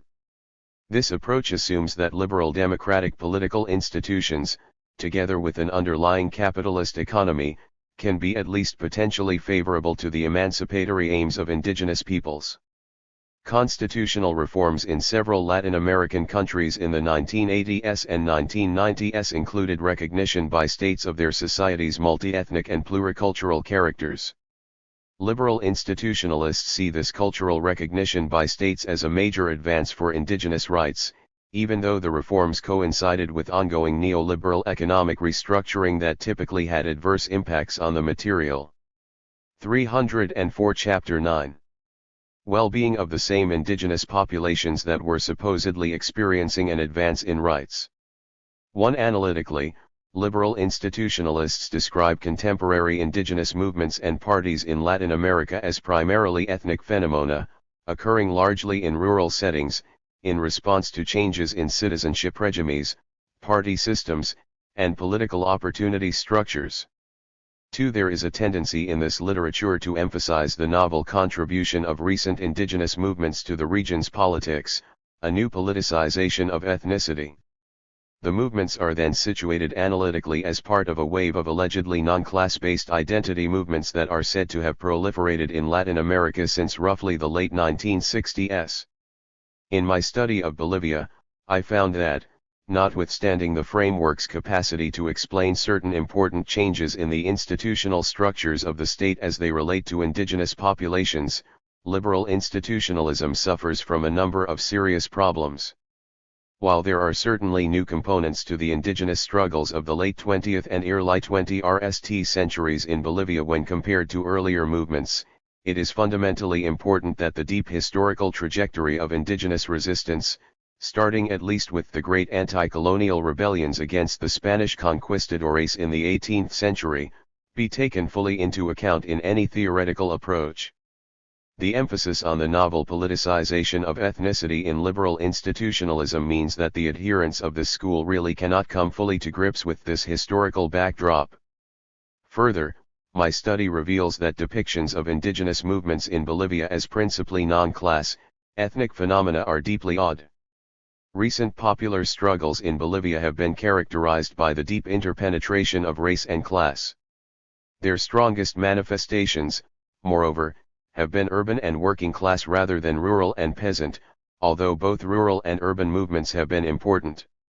The most powerful insurrections were rooted in El Alto, an informal proletarian and indigenous city. Movements there responded to the social costs of neoliberal economic restructuring, and tied together the aims of indigenous liberation from racial oppression and socialist emancipation from class exploitation and imperialism. Such movements are best understood as the foundation of a reconstituted indigenous left that takes the politics of indigenous liberation seriously while not abandoning questions of class. It is a misleading simplification at best to suggest that the politics of the left in Bolivia has been replaced by a politics of ethnic conflict and strife. The mass movements of the early 20th century described in this book were left indigenous in character and profoundly rooted in long-standing traditions of indigenous and working-class radicalism. Liberal institutionalism also naturalizes the existence of capitalism and the market, as if they were universal and inevitable laws of nature and therefore assumes their essential uncontestability. 3. This is in part a reaction of the wider retreat of left intellectuals and the descent into deep pessimism following the collapse of communism. Left intellectuals, if not embracing capitalism as the best of all possible worlds, hope for little more than a space in its interstices and look forward to only the most local and particular resistances. At the very moment when a critical understanding of the capitalist system is urgently needed, large sections of the intellectual left, instead of developing, enriching, and renewing the required conceptual instruments, show every sign of discarding them altogether. For how the contradictions of capitalist social relations impinge on complex and multifaceted indigenous reality in Latin America is consequently left largely unexamined. Liberal institutionalists do explore theories of citizenship, but they consistently underestimate the way in which capitalism, in uniquely separating the political sphere from the economic, tightly circumscribes the possibilities of meaningful citizenship within that system.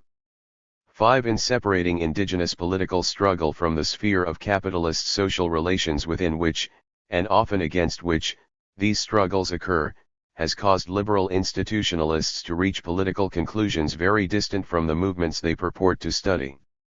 I have tried to expose this problem most fully in my exploration of combined oppositional consciousness, drawing attention to the often explicit anti-capitalist character of indigenous left struggle in Bolivia.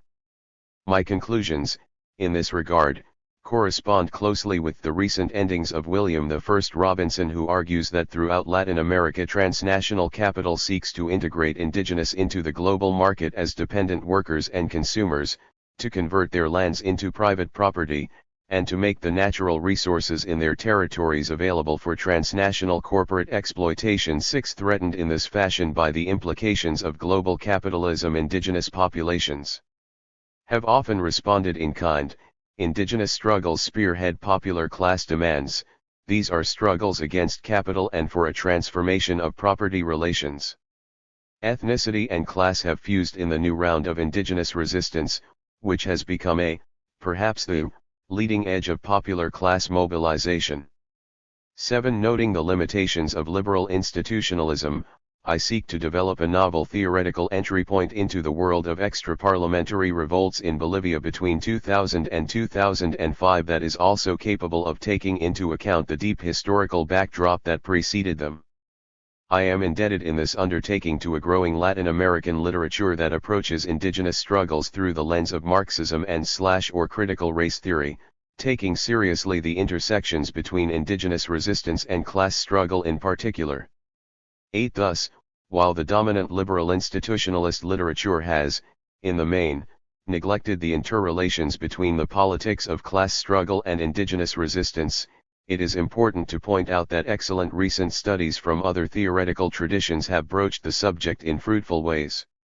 It is notable, however, that even when the interaction between race and class has been addressed explicitly, the focus of analysis has mostly been tightly connected to the countryside. 9. Henry Veltmeyer's study of the Chiapas uprising in Mexico in 1994, and Jasmine Herstoff's examination of small-holding indigenous peasant resistance in Cauca, Colombia since the 1970s, are two exemplary cases of erudite historical and materialist treatments of indigenous movements set in a broader context of class struggle and the dynamics of capitalism. 10. While such studies have much to teach us about the politics of culture and class in rural settings, this theoretical approach of non-dogmatic Marxism has not been sufficiently developed in relation to its urban dimension, the processes of urban class formation and indigenous struggle, as well as the rural-urban dynamics of indigenous resistance and class politics in Latin America today. I therefore try both to respond to the weaknesses of liberal institutionalism and to build on existing historical materialist analyses of indigenous and class politics through inclusion of the urban dimension. In order to do so, it is necessary to focus upon and to elaborate a set of core theoretical concepts: working classes as historical formations, infrastructure of class struggle, social movement unionism, popular cultures of resistance and opposition, neoliberalism, the state, and combined oppositional consciousness. 9.3 Working classes as historical formations. In approaching the theoretical complexities of social class, I draw mainly on the formulations of E.P. Thompson, Ellen Meiksins Wood, and David Kameld. 11. In particular, I use Kameld's concept of working classes as historical formations, an approach that sees class as a structured social process and relationship that takes place in historical time and specific cultural contexts. An analytics of class, on this view, must consciously incorporate social relations other than class, such as gender and race. 12 Class formations emerge from the historical relations people experience with the relations of production and other antagonistic social classes. 13 While class is ultimately anchored and sustained at the point of production, class relations pervade all aspects of social life, including households and communities. 14 For Thompson, the class experience is largely determined by the productive relations into which men are born, or enter into involuntarily. 15 Yet, class consciousness, Thompson points out, is the way in which these experiences, the experiences of being thrust through birth or an alternative form of involuntary entry into a class situation, are handled in cultural terms, embodied in traditions, value systems, ideas, and institutional forms. 16 In the making of the English working class, Thompson argues that the working class did not rise like the sun at an appointed time, but rather was present at its own making. 17 The importance of this observation is its insistence on human agency in the class struggle, even though this agency is limited by the class situations that people enter into involuntarily. In this spirit, when I discuss the working classes of El Alto, I begin with a detailed examination of the city's class structure, the class situations into which Altinos were thrust involuntarily, and the stumbling blocks the structure posed for working class collective action at the beginning of this century. Workers in El Alto have long workdays and low rates of unionization. The class structure is characterized by heterogeneous work activity and small production units in which only small numbers of workers are brought together. Workers generally lack social protection because the majority works at informal jobs. Increasing numbers of women and youth participate in the labor market and have little union experience and minimal knowledge of their basic rights. Racist and sexist divisions in workplaces are common and promoted by management. Given these structural characteristics, the possibilities of collective action by these workers seem dim. 18 The puzzle, then, is to explain how El Alto's working classes overcame these structural barriers and took up a vanguard position in a series of mass insurrections in the early 20th century.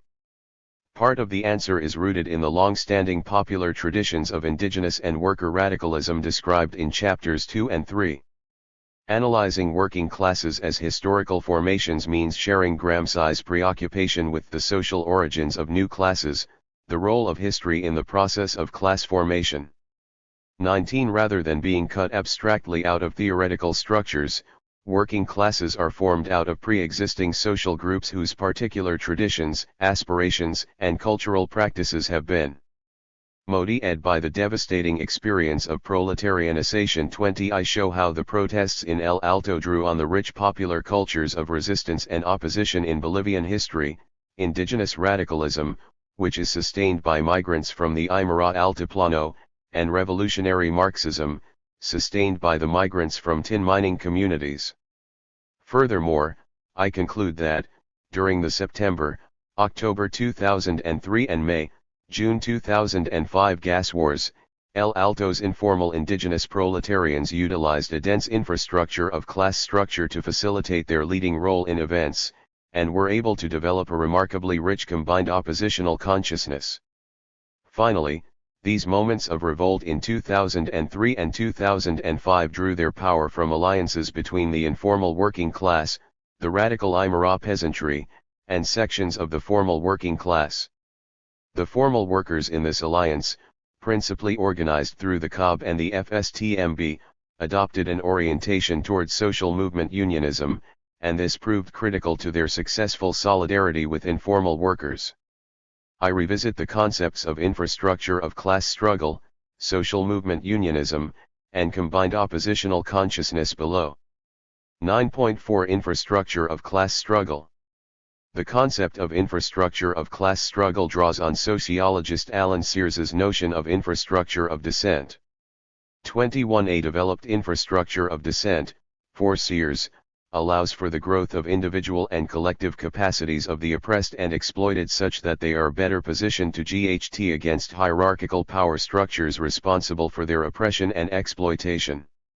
In Sears's conceptualization of this term, a whole array of formal and informal networks are embraced, networks in workplaces, unions, communities, and political organizations, alternative media, and informal gathering sites of radicals and dissidents of different stripes.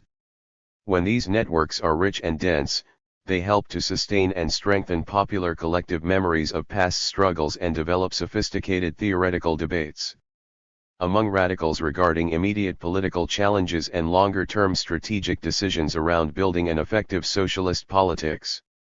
22. The term is useful, with some modification, for discussing racialized class struggle in the Bolivian context. Infrastructure of class struggle, in my usage, refers to all those formal and informal networks, in the workplace, community, household, land, and territory, that orient, organize, politicize, and mobilize the class struggles of the largely indigenous proletarian and peasant majority. The infrastructure of class struggle, in this sense, acts as the incubator of the common experience through which working class formation and oppositional consciousness is developed. In the Water War of 2000, I show how different rural and urban infrastructures of class struggle came together under the umbrella organization of the Coordinadora, which was led by factory worker Oscar Oliveira. In the gas wars of 2003 and 2005, the infrastructures of informal proletarian class struggle, the Federación de Juntas Vecinales de El Alto and the Central Obrera Regional de El Alto, led the charge.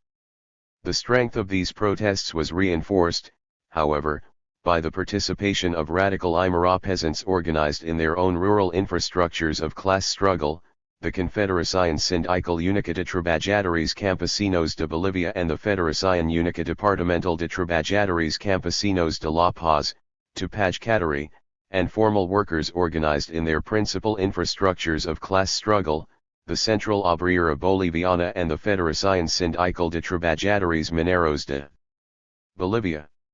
It is also clear, however, that the participation of the COB and FSTMB in the gas wars would have been far less effective had they not adopted an orientation towards social movement unionism. By this, we mean a militant and deeply democratic unionism devoted to increasing the power and organization of workers inside and outside of the workplace, a unionism of the workplaces, households, and communities of the entire working class, broadly conceived. As Kim Moody argues, social movement unionism struggles to build workers' power in the workplace while at the same time attempting to amplify its political and social power by reaching out to other sectors of the class, be they other unions, neighborhood-based organizations, or other social movements. It GHTS for all the oppressed and enhances its own power by doing so. 23 Because the COB and the FSTMB embraced this form of militant unionism, they were able to forge effective alliances with the non-traditional infrastructures of class struggle through which the bulk of informal workers in El Alto were organized, FIJA El Alto and COR El Alto. 9.6 Popular cultures of resistance and opposition. A population's perceptions of available and plausible options open to them are key components of revolutionary potential in any society. 24 Social classes and groups, and also individuals, rely on the existing repository of knowledge in society in order to draw conclusions regarding the parameters of the possible and imaginable. Revolutionary processes are more likely to take sail and generate wide-scale support in societies where revolution is considered viable given traditions of celebrating past rebellions and movements in folklore and popular culture, or where revolutionary leaders make a point of publicly reimagining and celebrating forgotten revolutionary heroes, movements, and revolts of the past, and draw on these to explain the possibilities and hopes of the present.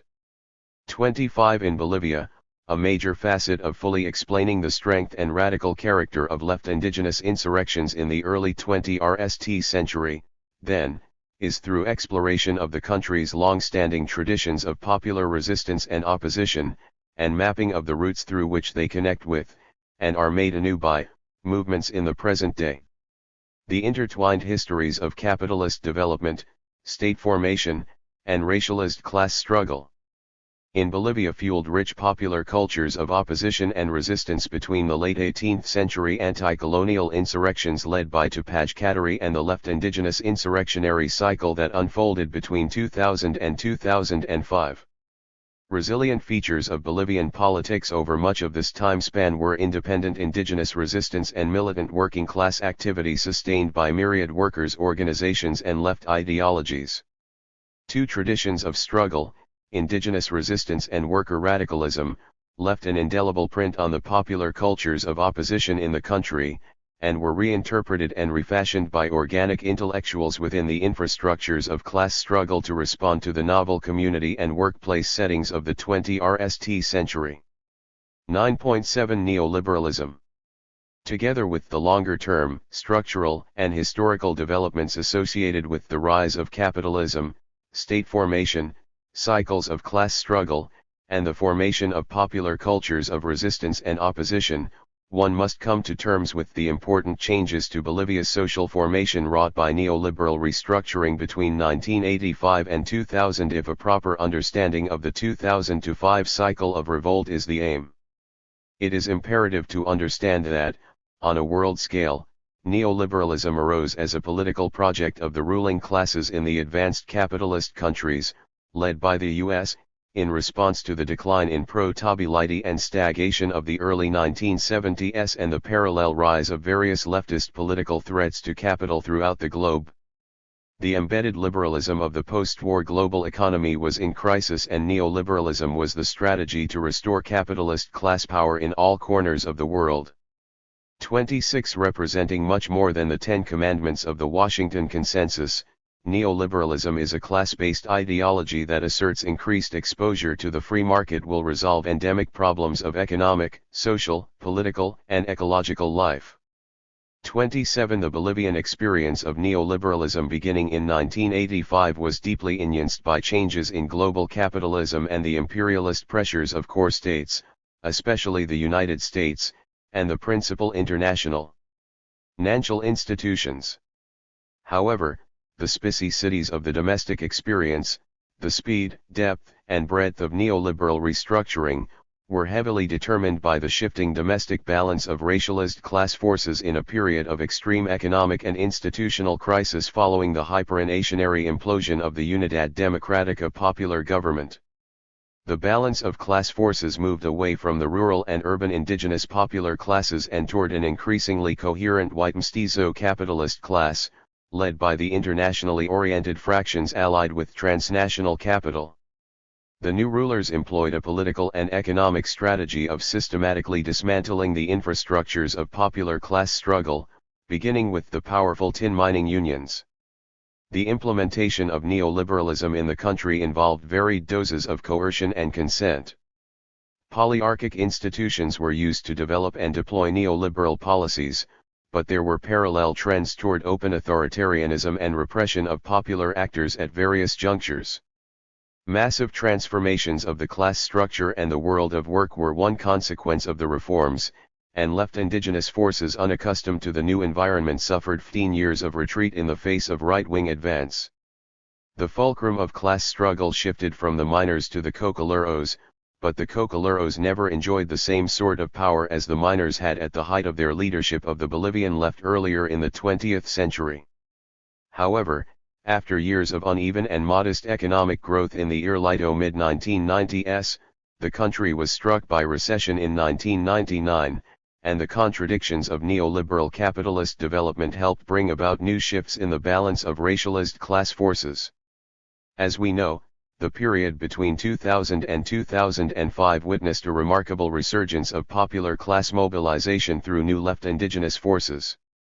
Karl Marx once argued that the advance of industrial capitalism brings workers together, out of isolation, and into revolutionary combination through association, creating in the process the future gravediggers of the bourgeois order.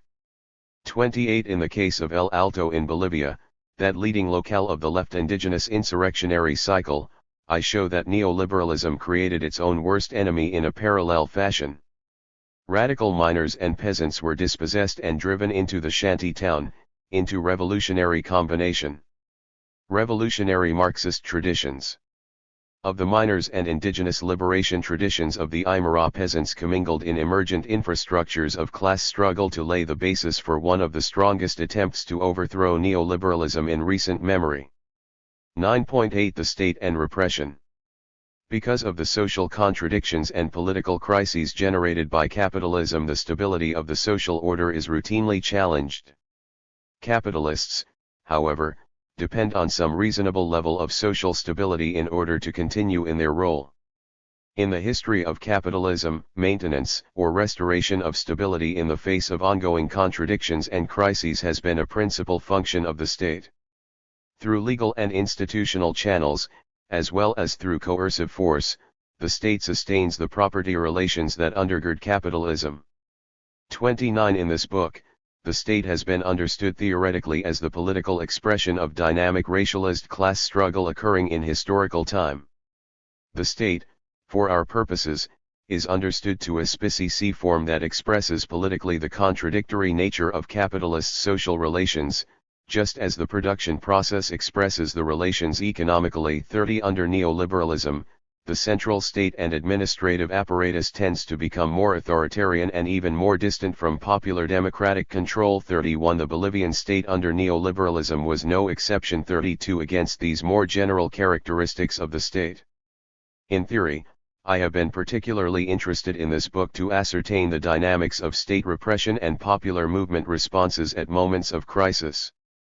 It has been noted that governments that unwaveringly reject all claims made by popular movements and enforce those decisions by force end up either eliminating oppositional challengers if their repression is effective or sparking potentially revolutionary polarization where it is not. 33 Exploring this theoretical proposition in the case of the September-October 2003 gas war, I found that state repression at different intervals over these 2 months radicalized working class and peasant protests, catalyzed ruptures within the ruling elite, and drew sections of the middle class over to the side of the popular movements. Then President Gonzalo Sánchez de Lozada consistently refused serious negotiation with the popular movements and rejected virtually all their demands.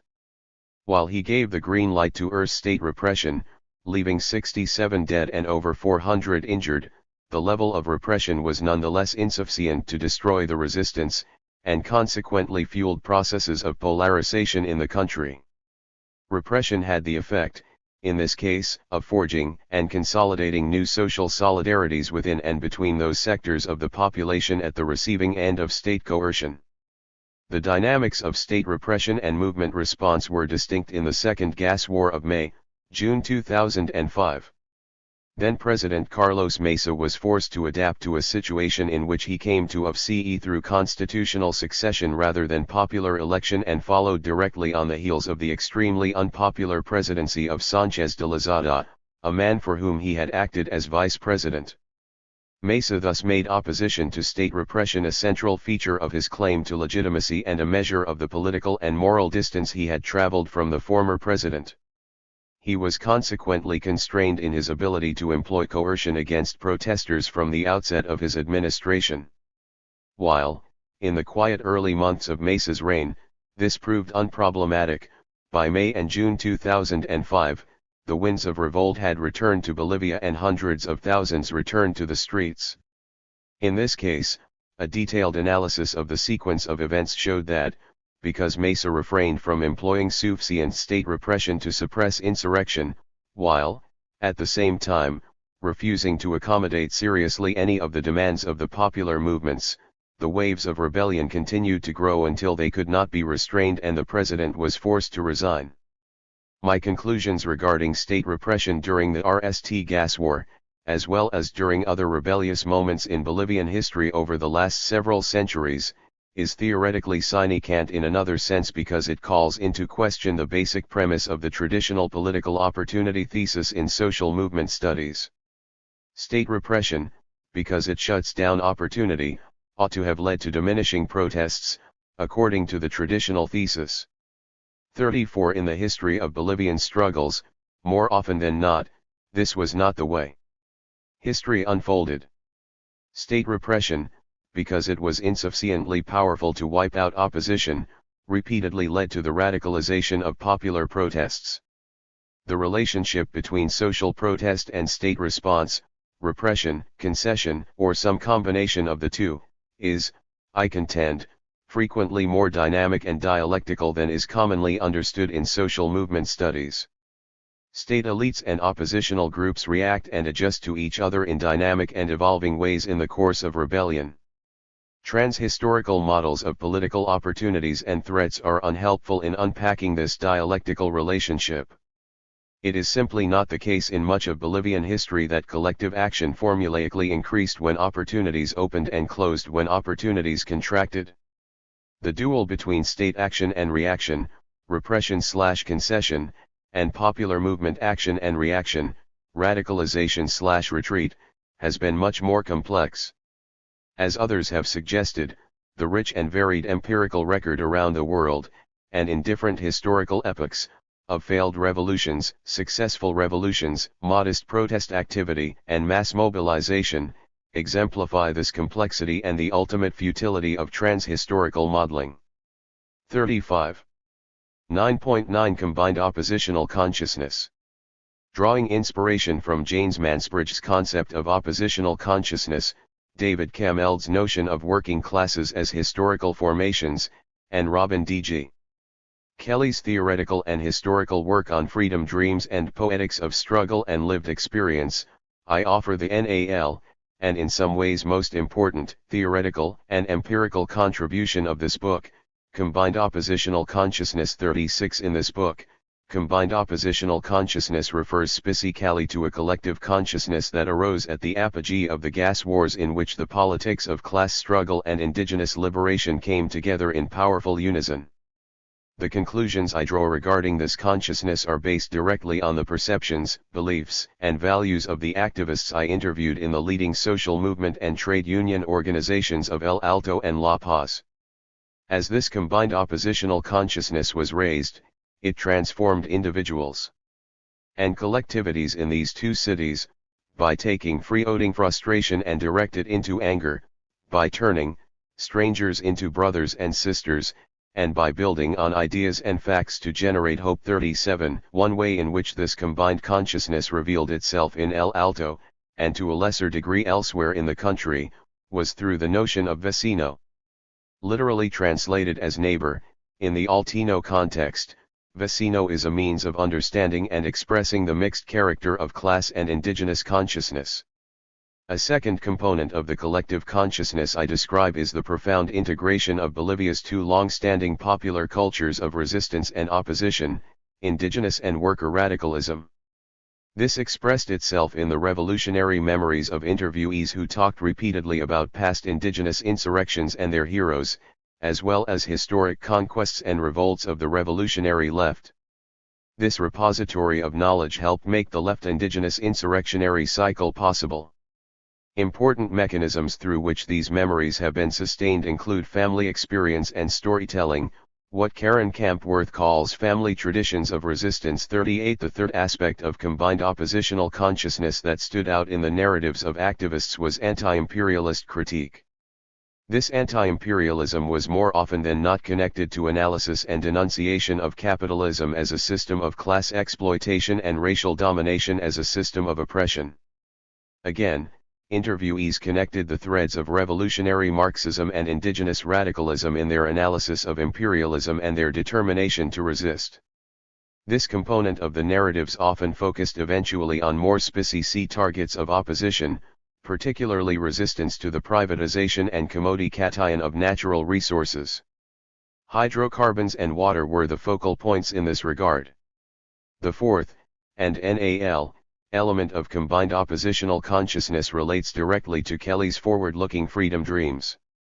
This part of the narrative was usually elicited from activists through questions concerning the sort of future for which they worked. Interviewees typically envisioned roughly four pillars of this future society.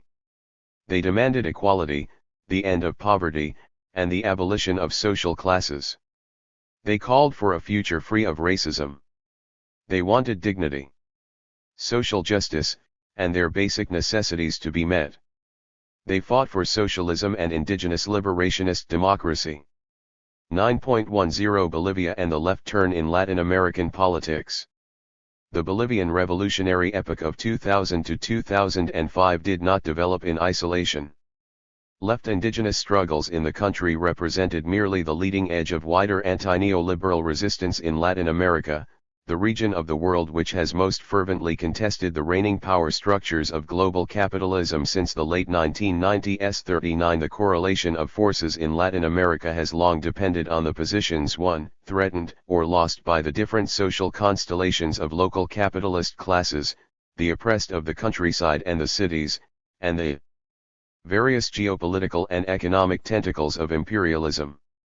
40 In the early 1990s, the balance of forces weighed heavily against any socialist revival. Brutal authoritarian regimes had physically annihilated large sections of the left in the 1960s and 1970s in countries such as Argentina, Chile, Brazil, and Uruguay. Mass guerrilla insurgencies were crushed with sometimes genocidal ferocity in Central America in the 1980s. The debt crisis of the same decade ushered in 20 years of neoliberal restructuring throughout the region, with labor unions, peasant movements, and other infrastructures of popular power entering stark decline. Political blows to left prospects accumulated further with the Sandinista electoral loss in Nicaragua in 1990, and the isolation of Cuba following the collapse of the Soviet Union. Advocates of revolutionary socialism were easily dismissed as romantic utopians, and social movements and the political left turned inward, focusing principally on local community projects and losing sight of the objective of conquering power at the national stage. The parameters of politics were caught in the vice grip of the Washington Consensus. The tide began to turn, however, by the late 1990s. Profound contradictions of neoliberalism stoked a wave of political and economic crises. Popular revolts responded to collapsing neoliberal legitimacy by the early years of the 20th century, bringing down heads of state in Argentina, Bolivia, Ecuador, and elsewhere. Rural and urban radicalization and mobilization began to mitigate the impunity with which the ruling classes and imperialism had set the economic and political agenda. 41 contests for the trajectory of the region expressed themselves electorally as well, with self-described center-left and left governments assuming of CE in large swathes of South and Central America, beginning, of course, with Hugo Chavez in Venezuela in 1998. It is fairly clear, though, that, while many of these new governments pose rhetorical challenges to neoliberalism, in practice they tend to enact only mild redistributive programs respectful of prevailing property relations. Center-leftists such as Lula in Brazil, Bachelet in Chile, or Kirchner in Argentina, have, in fact, proved capable of pushing forward a new wave of capitalist globalization with greater credibility than their orthodox neoliberal predecessors. 42 In these mildly reformist cases, there has been no meaningful redistribution of income or wealth, much less a challenge to capitalist social property relations. Sometimes situated alongside Cuba, Bolivia, and Ecuador, most Latin American observers see Venezuela under Chavez as the most radical expression of the Latin America's left shift. The outcomes of Venezuela's contradictory Bolivarian path will without doubt set parameters for the scope of what is possible for socialist advance in Bolivia and elsewhere in the region in the medium term. Thus the following section proposes a brief assessment. 43. 9.11 Hugo Chavez and the Bolivarian process in Venezuela. Mainstream punditry in North America and Europe associates Venezuela with the bad left in contemporary Latin America. This left is nationalist, strident, and close-minded, depends on giving away money, and has no real domestic agenda. For the bad left, the fact of power is more important than its responsible exercise, and for its leaders, economic performance, democratic values, programmatic achievements, and good relations with the United States are not imperatives but bothersome constraints that miss the real point. 44 George W. Bush's national security strategy documents claimed that Hugo Chavez was a demagogue awash in oil money, seeking to undermine democracy and destabilize the region. Donald Rumsfeld compared Chavez to Adolf Hitler, reminding us that Hitler, too, had been elected. 45 Not much has changed since Barack Obama took over the world's most powerful presidency. The White House message continues to be that Chavez runs a dangerously authoritarian regime in desperate need of democratization. 46 Chavez has been a leading opponent of free trade deals between Latin American countries and the United States, instead invoking the memory of independence hero Simon Bolívar with his vision of a united South America to promote a series of trade deals based on principles of solidarity. 47 Chavez is openly inspired by the Cuban Revolution and has a warm friendship with Fidel Castro, while stressing Venezuela's independent path towards a less state-centered and more pluralistic 20th century socialism. Chavez emphasizes the need to forge stronger South-South connections against the imperialism of the core capitalist states of the world system. This explicitly anti-imperialist stance helps to explain the United States' support for reactionary forces in Venezuela, even in the relative absence of direct threats to American corporate interests. The Bolivarian Alternative for the Americas, RST, imagined by the Venezuelan government in 2001 as a counter to the North American-led free trade area of the Americas, is the most important expression of Venezuelan-led regional integration. Formally established in 2004 by Venezuela and Cuba, it expanded to include Bolivia, Nicaragua, Dominican Republic, Honduras, Ecuador, St. Vincent and the Grenadines, Antigua and Barbuda, and Paraguay. 48 Moreover, soon after Evo Morales' election in Bolivia in December 2005, Cuba, Venezuela, and Bolivia signed what they called a People's Trade Agreement. Chavez is revered by many on the left across the globe, since few leaders of the Global South today openly and regularly denounce the crimes of American imperialism from a left-wing perspective. 49 Along with its record of poverty reduction and anti-neoliberalism, pursued with popular support in the face of domestic right-wing and imperialist assaults, Venezuela helps to revive the idea of socialism as a viable political choice. This is an important development following the Soviet bloc's collapse and the discrediting of socialism in the wake of Stalinist policies, and explains why Venezuela has inspired so much attention and debate.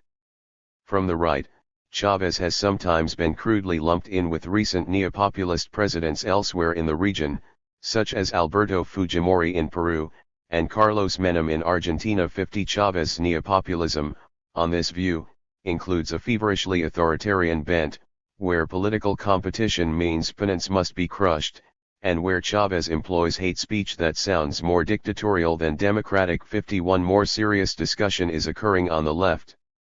There are those who think Chavez is a moderate social democrat and celebrate this stance as a reasonable and realistic response to the current hostile context of neoliberalism and imperialism. 52 Some social democrats, however, celebrate the perceived social gains of the Bolivarian process, but fear a regressive evolution in the sphere of politics in which they perceive a closing of the space for participation and democratic decision-making. 53 Other leftists, while remaining critical of different components of the government's approach, contend that Chavez represents something more radical than social democracy, something even potentially revolutionary and transformative. They tend to stress the social and economic achievements of the regime thus far in the face of daunting odds. 54 Then there are those, myself among them, who orient themselves towards struggling within and for the socialist advance of the Bolivarian process, but who emphasize the contradictions, obstacles, delays, setbacks, and bureaucratization that have thus far stood in the way of genuine socialist transition from below. These obstacles, for the latter set of thinkers, represent the clear and present danger to the possibilities for emancipation of the popular classes from the exploitation of capital and the oppression of imperialism. 55 The social advances of the radicalizing Bolivarian process in Venezuela are important. According to the latest figures from the United Nations Economic Commission for Latin America and the Caribbean, Venezuela reduced its poverty and extreme poverty rates from 48.6 and 22.2% of the population respectively in 2002, to 28.5 and 8.5% by 2007. 56 The proportion of people living in poverty fell from 48.6% in 2002, to 30.2% in 2006, down to 28.5% in 2007. In 2006 alone, as a consequence of sharp surges in social spending, the poverty rate fell from 37.1% to 30.2%. 57 Yet, these trends are typical of advances of center-left regimes elsewhere in the region over the same period, a consequence of the conjunctural primary commodity boom in Latin America between 2003 and 2007. For example, the urban areas of Argentina under the Néstor Kirchner's government registered a decline in poverty and extreme poverty from 45.4% and 20.9% respectively in 2002 to 21 and 7.2% in 2006. In 2000, Chile had a poverty rate of 22% while the extreme poverty level was 5.6%. By 2006, those figures had fallen to 13.7 and 3.2% respectively. What is more, Venezuela's poverty rate of 28.5% in 2007 continues to compare poorly to Chile's 13.7, Costa Rica's 18.6, and Uruguay's 18.158. Nonetheless, the Venezuelan figures, because they only measure income poverty, substantially underestimate the Chavez administration's advances in poverty reduction more broadly through large-scale improvements in the social wage of the working class, i.e., social services. Various mission programs, that bypass bureaucratic and uncooperative state structures, are the principal means of delivering these social services. Barrio Adentro provides free health care to the poor through the assistance of tens of thousands of Cuban doctors and the establishment of new community clinics. Merkel is a state distributor of food at subsidized prices. Robinson 1 and 2 are Missions focusing on literacy and primary education for adults. Rebus and Sucre target secondary and university education for individuals who never had the opportunity to attend or those who dropped out, and Vuelvancaras provide state-funded training for employment and the creation of workers' cooperatives. 59 Some results are impressive. In 2005, for example, UNESCO declared that Venezuela was a territory freed from illiteracy. 60 The figures on healthcare are also remarkable. In 1998 there were 1,628 primary care physicians for a population of 23.4 million. Today, there are 19,571 for a population of 27 million. In 1998 there were 417 emergency rooms, 74 rehab centers, and 1,628 primary care centers compared to 721 emergency rooms, 445 rehab centers, and 8,621 primary care centers today. Since 2004, 399, 662 people have had antiretroviral treatment from the government, compared to 18,538 in 2006. 61. This spending is contingent on massive oil rents unique to Venezuela in the Latin American and Caribbean context. From the RST quarter of 2003, following the end of the oil lockout, to the second quarter of 2008, gross domestic product grew 94.7% or an incredible annual rate of 13.5% or 62. Social democratic commentators emphasize that in spite of the expansion of government during the Chavez years, the private sector has grown faster than the public sector, with finance and insurance at the leading edge. 63 Absolute figures for social spending have been very high, but public social spending as a percentage of gross national product has not been impressive relative to the rest of Latin America. In the year 2004-5, for example, Argentina, Bolivia, Brazil, Chile, Colombia, Costa Rica, and Cuba, all showed higher rates of public social spending as a percentage of gross national product than Venezuela. 64. From the time the Chavistas came to power until 2002, the share of national income going to the richest 10% of the population fell minimally, while the share going to the bottom 40% decreased marginally.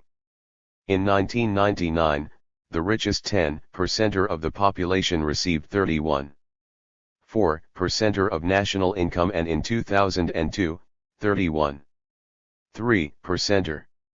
Meanwhile, the poorest 40% received only 14.5% of the national income in 1999, and by 2002, just 14.3%.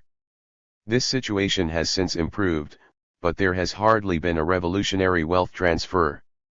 Income inequality as measured by the Gini index fell from 46.96 to 40.99 between 1999 and 2008. As a comparison, between 1980 and 2005 the United States experienced an accelerated concentration of wealth upwards, from 43 to 46.9 as measured by the Gini index. 65 Between 2002 and 2007 the share of income going to the bottom 40% of households rose to 18.4 from 14.3%, and the share going to the top 10% of households fell from 31.3 to 25.766 in 2007. Across Latin American countries, the poorest 40% of households on average received 15% of total income, and only in Uruguay did they receive more than 20% or 67. Venezuela is now better than average in Latin America, but this is a region with the worst income inequality in the world. Huge concentrations of personal wealth and privilege remain untouched by the Bolivarian process. Almost 30% of the population lives in poverty by ICLAC's measurements, which tend to underestimate poverty. As one analyst suggests, any serious attempt to make Venezuelan society more egalitarian, let alone socialist, would begin with a radically progressive tax system aimed at redistributing wealth. 68 How this might be done, in Venezuela and elsewhere, has become radically more complex in a ravaged global economy. By April 2008, the International Monetary Fund suggested that we were witnessing the largest financial crisis in the United States since the Great Depression. However, as David McNally has observed, this underestimated the scale of the crisis. First, while originating in the United States, the crisis is global. Second, the crisis is no longer narrowly national, but is having a deep impact on the real economy. Having started in the construction, auto and electronics sectors, he observes, the slump is now sweeping through all manufacturing industries and spilling across the service sector. 69 bankruptcies, factory closures, and layoffs are a response to overaccumulation. Over 250,000 jobs have been lost in the North American automobile industry alone. Waves of downsizing in non-financial corporations feed the underconsumption dynamic of this crisis. As world demand and world sales dive, McNally points out, the effects of overcapacity, which have been masked by credit creation over the past decade, will kick in with a vengeance. 70 Typically for the world capitalist system, we are increasingly witnessing the geographical displacement of crisis, attempting to avoid the worst impacts onto those outside the core. 71 From the vantage point of early 2010, the suggestion of Luiz Inácio Lula da Silva, President of Brazil, that the crisis would not seriously affect Latin America appears deeply naive. 72 The slowdown of the 2003-07 commodity-driven boom deepened in Latin America over the first 2 quarters of 2008, sharpening severely since. Most economists now predict that Latin America will be the region hardest hit in the developing world, with the exception of Central and Eastern Europe, both in terms of reductions in per capita GDP and slower growth vis-a-vis the boom years. 73 The significant accumulation of foreign exchange reserves and reduction of dollar-denominated public debt during the boom years provided a temporary cushioning of the global crisis in Latin America, but this situation is unlikely to matter if the world recession turns into a prolonged slump. The budget surpluses are temporary stopgaps to nance some stimulus packages, James Petras notes, but they are totally insufficient to reverse the fall in all export sectors, the drying up of private credit and the drying up of new local/foreign investment.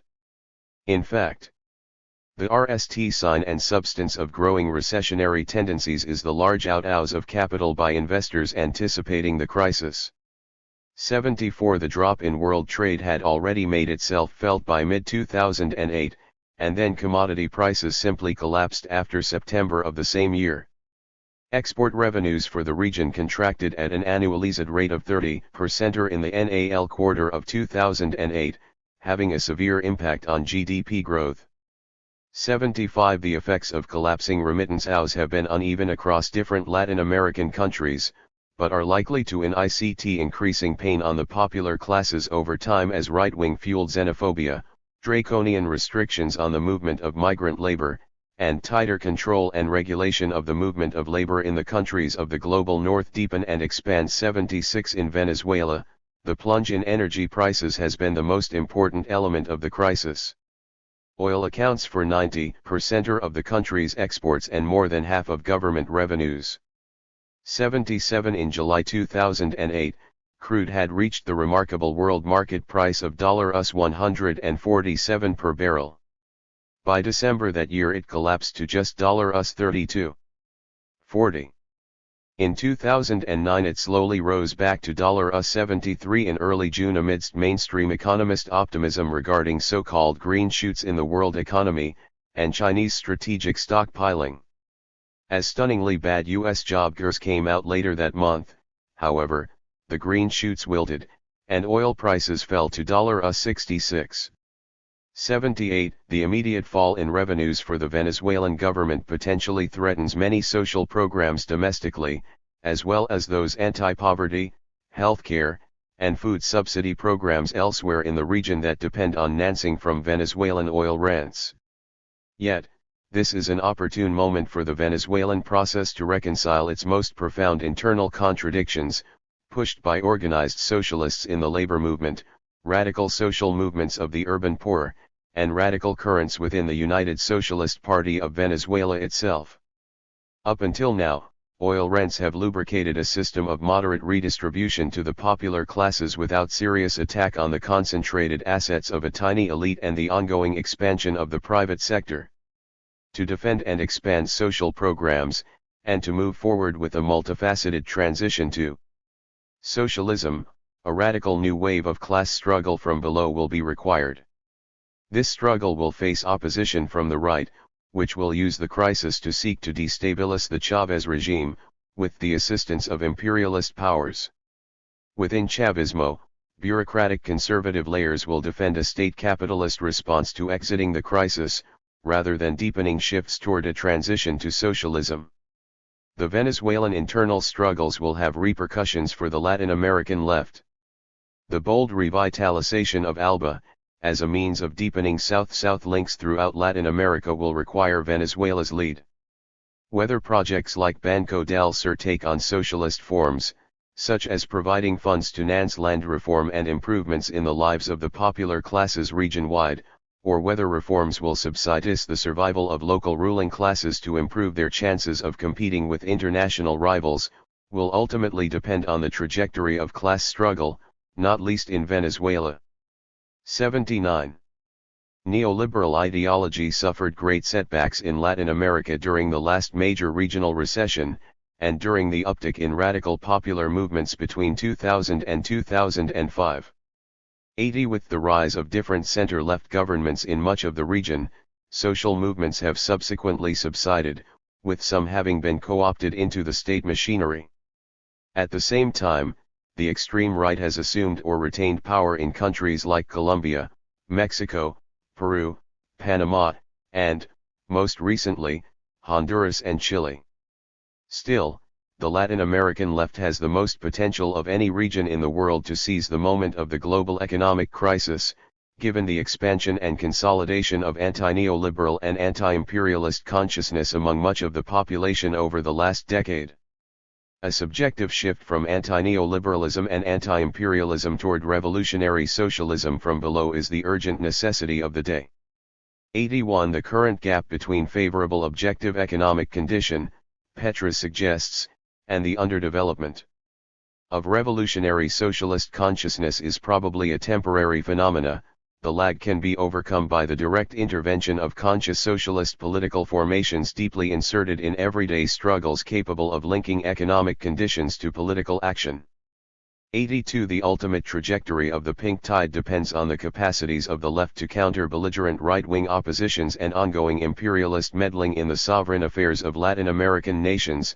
Just as crucial, though, will be the course of the battle between different currents within the left seeking to gain hegemony over the anti-neoliberal bloc. Latin America has moved into an historic conjuncture in which the struggle among social and political forces could push the new resistance politics into mildly social democratic and populist outcomes, William I Robinson points out, or into more fundamental, potentially revolutionary ones. Results will depend considerably on the congruation of class and social forces in each country and the extent to which regional and global congruations of these forces open up new space and push such governments in distinct directions. 83. Nowhere have the obstacles to transformation been more visible than in Bolivia. Despite its impressive capacity to mobilize, and despite its far-reaching anti-capitalist and indigenous liberationist objectives, the left indigenous bloc of 2005 lacked a revolutionary party through which the necessary leadership, strategy, and ideological coherence might have been provided to overthrow the existing capitalist state and rebuild a new sovereign power rooted in the self-governance of the overwhelmingly indigenous proletarian and peasant majority. Partially as a consequence, the fallout of the extraordinary mobilizations and profound crisis of state witnessed during September, October 2003 and May, June 2005 was not revolutionary transformation, but rather a shift in popular politics from the extra-parliamentary terrains of the streets and countryside back toward the electoral arena, as elections were moved up to December 18, 2005. This shift to the domain of electoral politics and the victory of the MAS in the December elections dampened the immediate prospects for socialist and indigenous liberationist revolution growing out of the revolutionary epoch of 2005. This is the case because of the modestly reformist nature of the MAS party, the relative decline in the self-organization and self-activity of the popular classes in the wake of Morales' victory, a president who seemed to represent their interests, and the common phenomenon of social movements draining themselves of their transformative energies, organization, and capacity to build popular power from below in workplaces and communities when they adopt a preeminently electoral focus. Given the performance of the MAS during the Mesa interregnum, it should have been no surprise when the Morales regime continued to exhibit, over its RST years in of CE, major continuities with the neoliberal model of political economy it inherited from antecedent governments.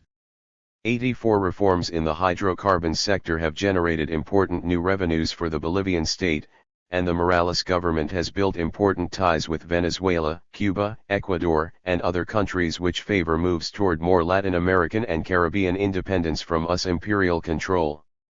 There have also been clashes between the Morales administration and the International Monetary Fund, and Morales threw out the US ambassador during his RST term for interfering in the sovereign affairs of the country. Morales is also an extremely important symbolic figure for indigenous movements through the Americas, and simply by becoming president struck a blow against white mestizo informal apartheid rule in Bolivia. However, Morales's RST 4 years in of CE also witnessed the hollowing out of the left indigenous demand for a revolutionary constituent assembly.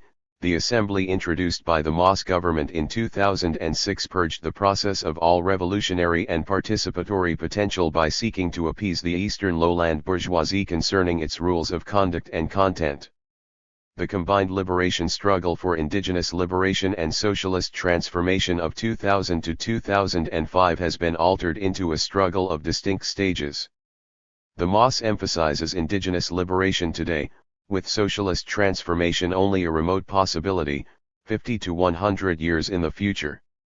In terms of neoliberal capitalist continuities, the Morales administration has, among other things, maintained central bank independence, guaranteed private property rights, and pledged commitment to fiscal austerity and low inflationary caps.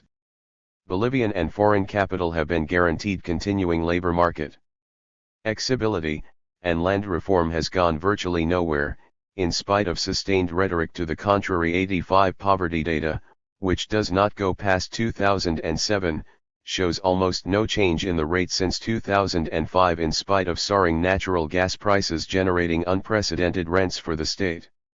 Indeed, between 2005 and 2007 poverty increased from 59.9 to 60. 1% and extreme poverty stayed steady at 37.7%. Inequality, as measured by the Gini coefficient, declined very modestly from 62 to 56.3 between 2005 and 2007.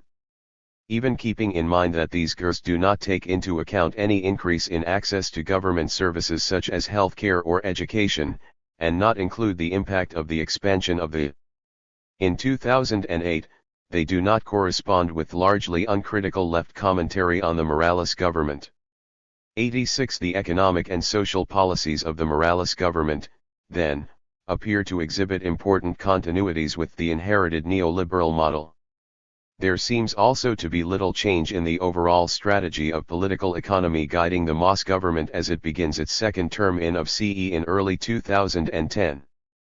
Advancing the project of indigenous liberation and socialist emancipation, so vividly articulated by popular forces between 2000 and 2005, will therefore require renewed self-activity, self-organization, and strategic mobilization of left indigenous movements autonomous from the MAS government.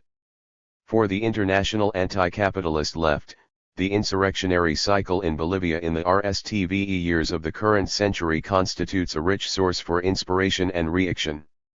The assemblyist formations of revolutionary democracy in the streets and countryside were extraordinary expressions of popular power from below that ought to inform, in different ways, our strategies for revolution around the world. They are models of heroism and possibility.